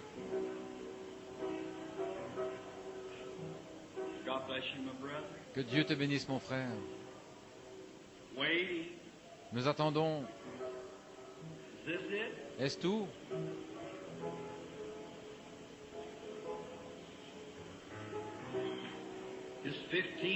Seulement 15 personnes dans l'Église à se sentir réellement condamnées? Vous avez vécu une vie paisible, pleine de douceur et de tranquillité? Maintenant, ceci est dirigé par le Saint-Esprit. Vous êtes indulgent, vous n'avez pas d'ennemis, vivant au-dessus de la condamnation, de pécheurs. Vous ne vivez pas comme les païens, vous vivez différemment, votre vie est toute différente. Le doux Saint-Esprit est assis sur le trône de votre cœur, vous faisant vivre dans la paix, le calme et l'affection avec tout le monde. Vos voisins et tous savent, tous vos collègues savent que vous êtes un chrétien aimable, calme, doux et humble. La colombe de Dieu est avec vous, en êtes-vous certain? Ceci peut être votre dernière chance. Très bien. Alors, vous qui êtes ici à l'autel, que Dieu vous bénisse. Vous n'aurez pas à être jugé maintenant. Le Saint-Esprit vous a apporté le jugement. Vous n'avez pas essayé de conserver vos droits en disant « Oh, voilà un bon bout de temps que je suis chrétien, je n'ai pas besoin d'y aller. » Pour certains d'entre vous, c'est la première fois que vous venez à l'autel. Je peux rester pécheur si je veux, c'est mon droit. Oui, c'est juste. Vous avez votre libre arbitre et vous pouvez agir comme vous voulez. Mais vous avez renoncé à vos droits ce matin. Vous me direz, qu'est-ce qu'on va dire de moi si après avoir professé le christianisme, je m'avance à l'autel? Qu'est-ce qu'on dirait? Mais qu'est-ce que Dieu dit? Vous avez saisi. Maintenant, vous avez renoncé à vos droits. Vous êtes venu afin que le doux Saint-Esprit prenne aujourd'hui sa place dans votre cœur. Je sais qu'il le fera. Je le sais, il l'a promis. Voyez-vous, Il n'y peut rien. Il ne peut tout simplement pas s'empêcher de venir. Il supplie, il pleure, il est mort, il a tout fait pour trouver un endroit où venir. Il désire venir vers vous. Et à l'heure de votre mort, lorsque l'ange de la mort se tiendra au pied du lit, vous souhaiterez ne pas avoir à regarder cette chose hideuse, mais vous vous rappellerez qu'une fois, vous avez refusé de venir, et qu'alors votre âme est devenue noire et sale. Ce sera trop tard. Vos pleurs importeront peu. Ésaü, par sa persistance à pécher, a dépassé son jour de grâce.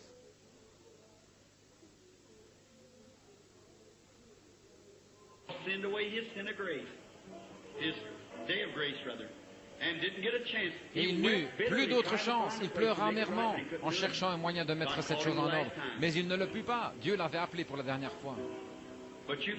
Mais vous avez abandonné tous vos droits, tous vos amis et tous vos sentiments, et toutes choses ce matin pour venir ici. Vous avez abandonné vos droits quand vous vous êtes agenouillés ici pour parler à Dieu. Je vous déclare par la parole du Seigneur que Christ a dit, je ne mettrai pas dehors celui qui vient à moi. Maintenant, pendant que vous êtes là à l'autel, repentez-vous. Dites-lui que vous regrettez ce que vous avez fait. C'est ce qu'il y a avec les gens qui ne reçoivent pas le Saint-Esprit lorsqu'ils se font baptiser. Ils ne se repentent pas complètement. Dieu essaie de leur donner le Saint-Esprit. Il désire que vous soyez doux, aimables et calmes. C'est la raison pour laquelle vous vous relevez avec le même égoïsme dans votre cœur. Oh, il se pourrait que vous vous releviez en criant, en parlant en langue et autre chose. Ça ne vous ferait pas avoir le Saint-Esprit. Vous devez vous relever là en étant une personne différente. Vous devez vous relever en étant aimable, calme, doux, humble, avec l'Esprit de Dieu qui habite en vous. L'année prochaine, vous regarderez le chemin parcouru et vous verrez jusqu'où vous êtes arrivé. Voyez-vous, vous gagnez sans cesse du terrain. C'est le Saint-Esprit. Le Saint-Esprit est l'amour, la joie, la paix, la longanimité, la douceur, la bienveillance, la patience, la foi. Maintenant, repentez-vous tout simplement et dites à Dieu que vous désirez cela tout de suite. Il le fera. Toi, fillette, qui es là, ma petite chérie, fais la même chose. Dieu te bénisse. Ta maman se tient debout, les mains posées sur toi.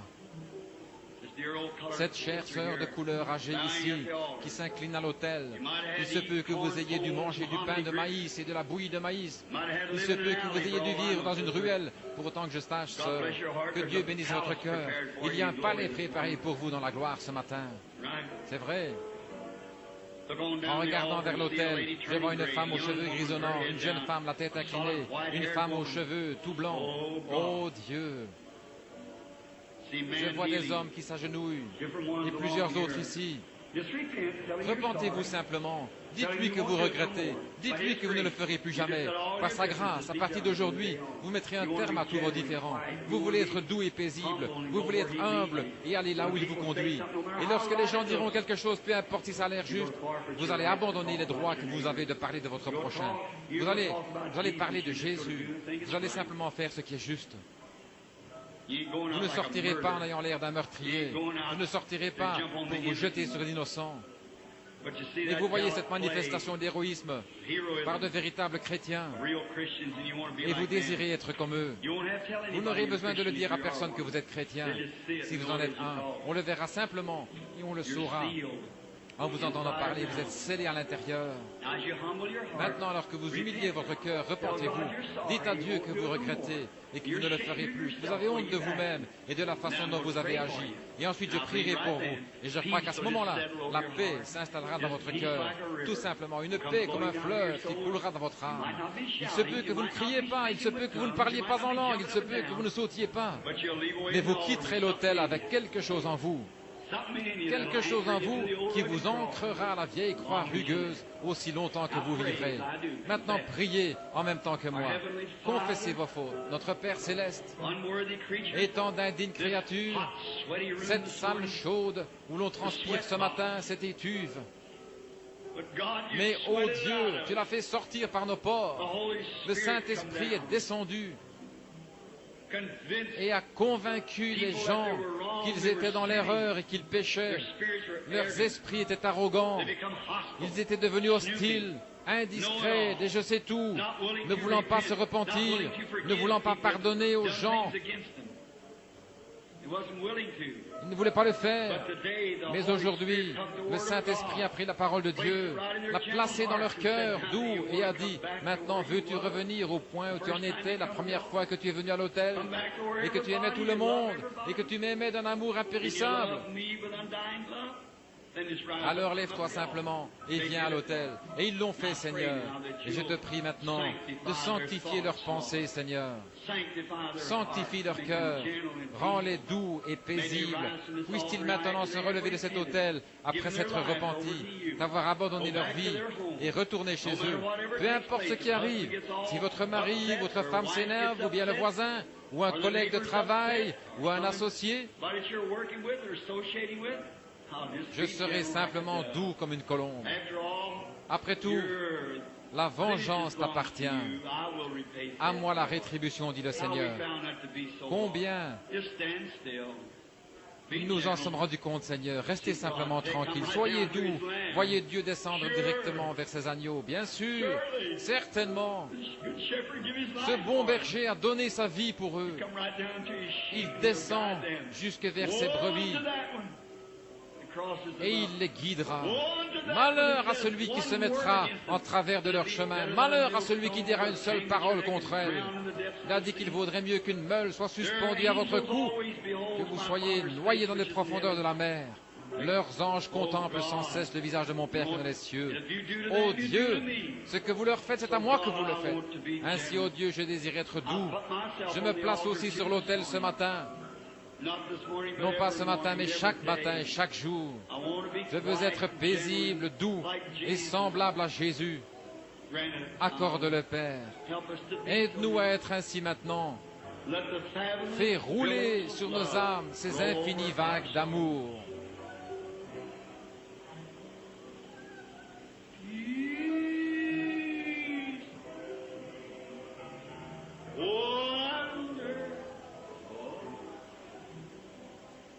Coming down from the Father above. Don't you feel it now? Ne le sentez-vous pas maintenant? For my spirit forever. Hallelujah.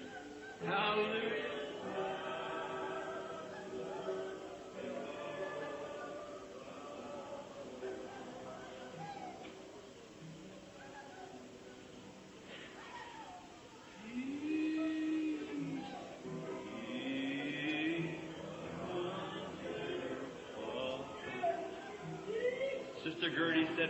Sœur Gertie a dit de dire à toute l'Église qu'elle se sent aussi condamnée, mais elle fait du piano à son autel. Étant donné que le piano est son autel, elle a dit, dites à l'Église de prier pour moi. Alors elle s'est assise là, les larmes coulant sur ses lunettes. Cette chair est mon autel.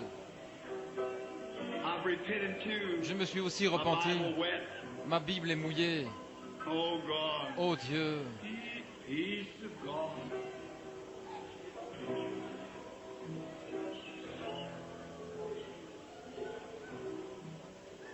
Coming down from the Father above.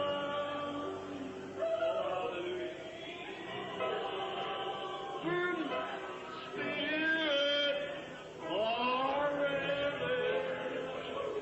God, if I've sinned against anybody, against you. Oh Dieu, si j'ai péché contre quelqu'un, contre toi, ôte cela, Seigneur. Take the sin away from my Enlève le church. péché de ma petite église.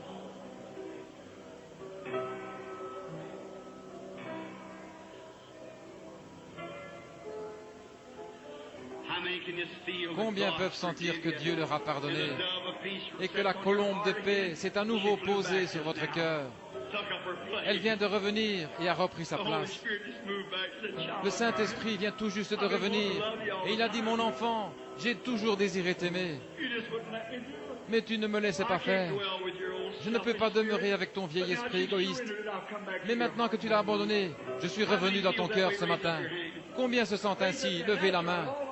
Levez la main, c'est ça. Tout autour de l'autel. Combien dans l'assistance ressentent la même chose?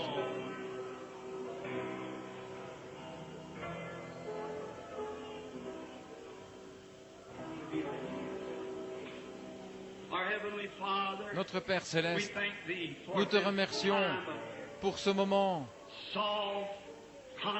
de douce consécration, C'est comme si on prenait une pomme dans la main et qu'on la broyait, qu'on l'écrasait jusqu'à ce qu'elle devienne molle. Si molle qu'un petit bébé pourrait s'asseoir et la manger. C'est ainsi que nous voulons que nos cœurs soient, Seigneur. Prends-le dans ta main qui porte la cicatrice des clous.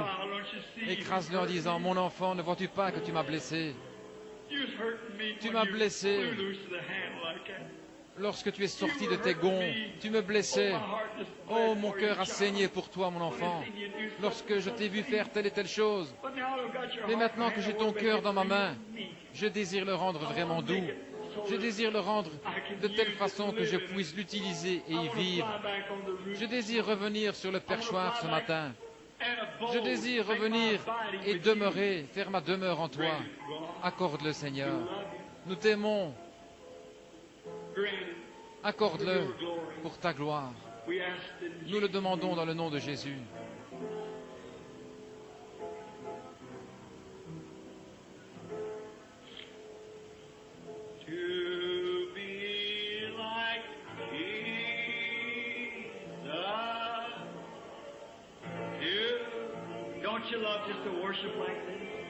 N'aimez-vous pas simplement adorer ainsi? Oh, mon âme est si inondée.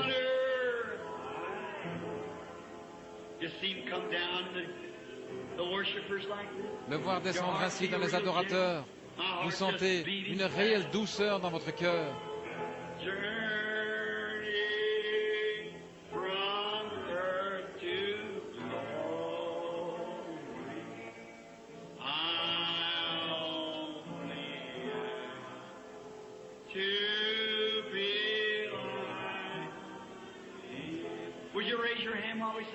Voulez-vous les mains alors que nous le chantons?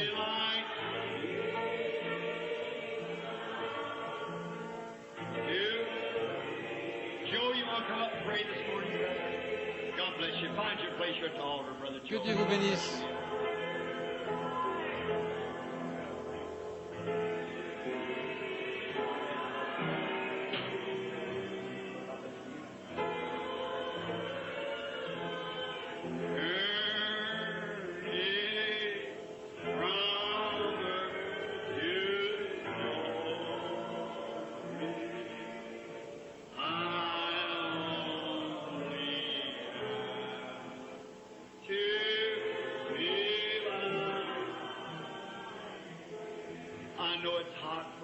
Je sais qu'il fait chaud, les amis. Je le sais. Mais j'espère que vous vous sentez comme moi. Oh, je me sens comme si je pouvais m'envoler. Comme il est affectueux. Que pourrais-je faire? Où irais-je?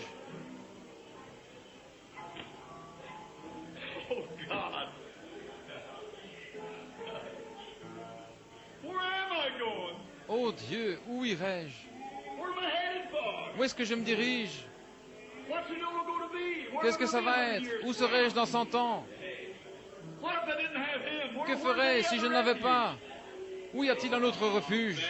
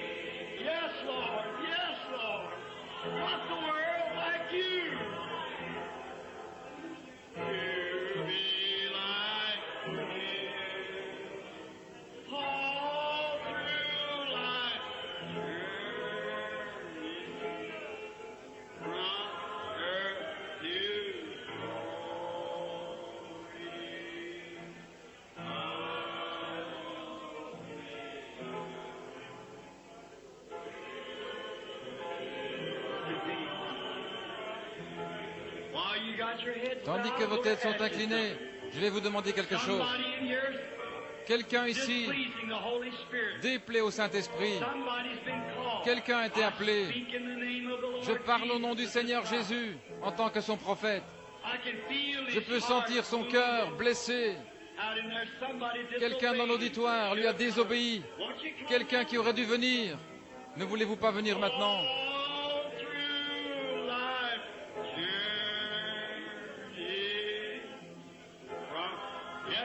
But there's more than you.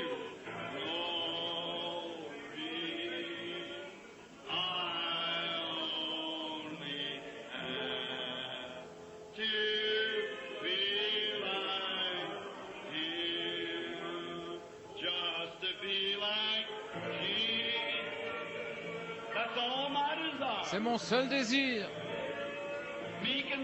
Être doux et humble. Être comme lui. Ne voulez-vous pas vous avancer maintenant? Dieu veut vous voir, vous déplacer, un certain nombre d'entre vous.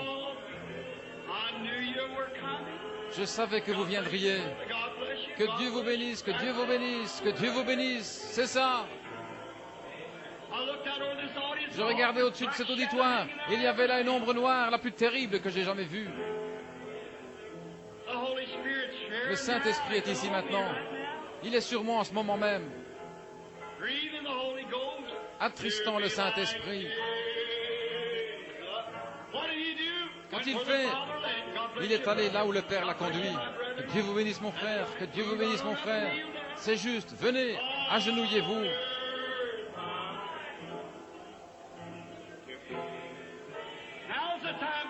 Maintenant, c'est le moment de confesser ses fautes, de se mettre d'aplomb, de se remettre en ordre comme on le faisait dans le passé.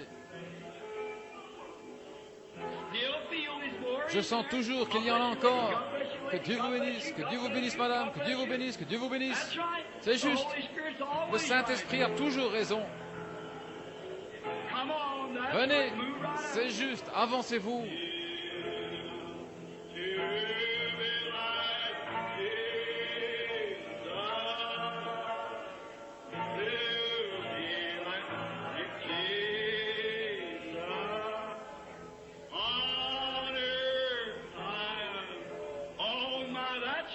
Oh là là, c'est juste. C'est cela. Remplissez simplement les allées. Avancez-vous et priez.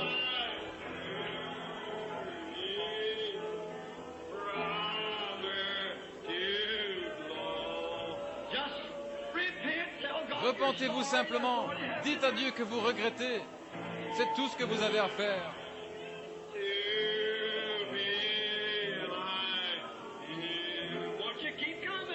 Ne voulez-vous pas continuer à venir maintenant? C'est juste. N'hésitez plus. Avancez-vous.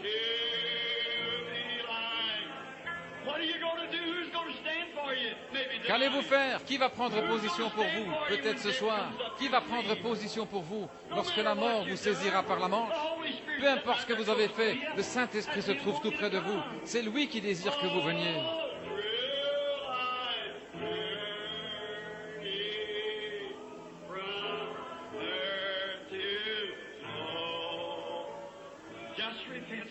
Repentez-vous simplement et dites: oh Dieu, je regrette. Je ne voudrais pas faire cela. Tu ne te tiendras pas pour mon parti si je ne prends pas position pour toi maintenant. Et je veux que tu prennes mon parti et je vais prendre position pour toi. À partir d'aujourd'hui, je vais vivre comme un chrétien devrait le faire. Je vais changer mes façons de faire. Je vais être doux et paisible. Je vais laisser les autres discuter tout seuls. Je vais simplement vivre doux et paisible devant toi.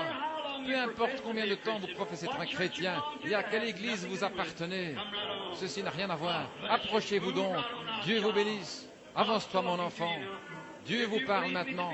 Si vous croyez que je suis son serviteur, le Saint-Esprit m'a parlé ce matin et m'a dit: fais cet appel. Il y en a beaucoup qui sont là. C'est aujourd'hui le jour, c'est le moment. Il y en a encore environ 5 ou 6 là-bas qui devraient venir. Maintenant, souvenez-vous, frères, sœurs, je suis en train de vous regarder. Je vois ces ombres noires juste au-dessus de vous.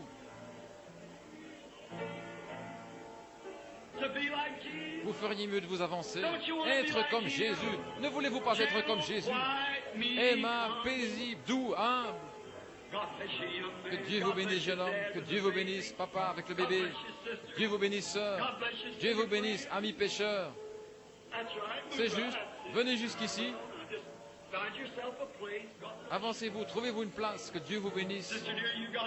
Chère sœur, vous avez de quoi être reconnaissant. Vous étiez cloué au lit en train de mourir et voici maintenant que vous marchez jusqu'à l'autel. Que Dieu vous bénisse, votre tendre cœur, le Saint-Esprit parle à nouveau maintenant, la repentance. Criez simplement à Dieu, priez simplement à votre manière. C'est vous qui avez péché, maintenant c'est vous qui devez prier. Dites à Dieu que vous regrettez ce que vous avez fait. Ne prêtez pas attention à ceux qui sont autour de vous. Dites simplement, oh Dieu, pardonne-moi, je ne voulais pas être ainsi, j'ai désiré être doux, je ne contrarie plus et je ne ferai plus jamais d'histoire. Oh Dieu. Oh, comme j'aime ça, Père Céleste, pour chaque pénitent qui se trouve maintenant à l'autel et qui s'est mis à genoux pour prier. Oh Dieu, puissent les mamans, les papas, les enfants, les pères, les mères, et qui que ce soit, les voisins, les membres d'église, les diacres, les administrateurs. Oh Dieu, pendant ce moment de formation à l'ancienne mort, alors que nous sommes assis dans cette salle surchauffée ce matin, le Saint-Esprit descend et nous parle de paix. Oh Dieu, je veux être présent ce jour-là pour t'entendre dire doucement, oui, tu t'es avancé et tu as pris position pour moi. Maintenant, je vais prendre ton parti. Oh Dieu, je désire que tu mettes cette paix dans chaque cœur qui se trouve ici ce matin. Je désire que tu le fasses tranquillement et doucement. Je désire que tu entres là avec un sentiment tel qu'il ne les acquittera plus jamais dorénavant. Puissent les foyers être renouvelés. Puissent les gens être de nouvelles personnes. Que toutes choses deviennent nouvelles aujourd'hui, parce que les gens se sont humiliés. Tu as dit, si le peuple qui porte mon nom s'humilie et prie, alors j'entendrai des cieux. Maintenant je sais que tu le fais ce matin, ô Dieu, et je demande pardon pour ceux qui sont demeurés assis alors qu'ils auraient dû venir. Ô Dieu, parle-leur, et puissent-ils ne plus jamais avoir de paix sur terre, jusqu'à ce qu'ils aient pris cette décision, Seigneur, de venir se mettre en règle avec toi. Accorde-le, Seigneur. Bénis chacun maintenant. Que ta bonté et ta miséricorde demeurent à jamais sur chaque âme repentante qui s'est pliée, qui s'est courbée dans cette église ce matin. Ô divin Père, j'ai fait ceci selon ton ordre. J'ai appelé ces gens. Ils se sont levés. Tu as dit, celui qui rendra témoignage de moi devant les hommes, je rendrai témoignage de lui devant mon Père et les saints anges. Beaucoup parmi ceux-ci sont des chrétiens depuis des années, mais ils se sont tenus debout ce matin pour témoigner de leurs péchés et de leurs mauvaises actions. Ils sont devenus impossibles à aimer. Le Saint-Esprit s'est retiré d'eux. Et bien des fois, ils ne peuvent pas sentir ce sentiment de bonté, de douceur, d'humilité qu'ils devraient ressentir. Beaucoup étaient des pécheurs qui sont venus pour la première fois, mais au Père, ils veulent ce merveilleux sentiment, la paix qui surpasse toute intelligence. Donne-la-leur aujourd'hui, Seigneur Dieu, et puissent-ils tous ensemble être aimables et remplis de ton esprit, alors qu'ils quittent cet endroit aujourd'hui pour aller vers leur demeure respective, vivre une vie différente et être des personnes différentes. Nous demandons ceci au nom de Christ.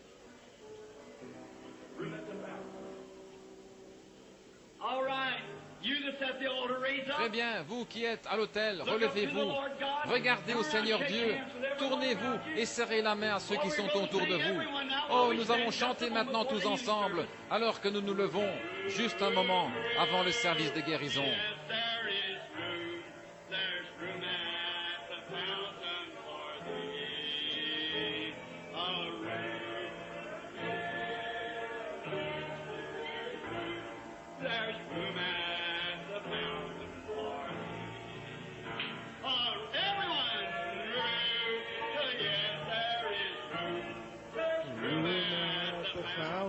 For me, oh, there's room, yes, there is room, there's room at the fountain. Praise it out.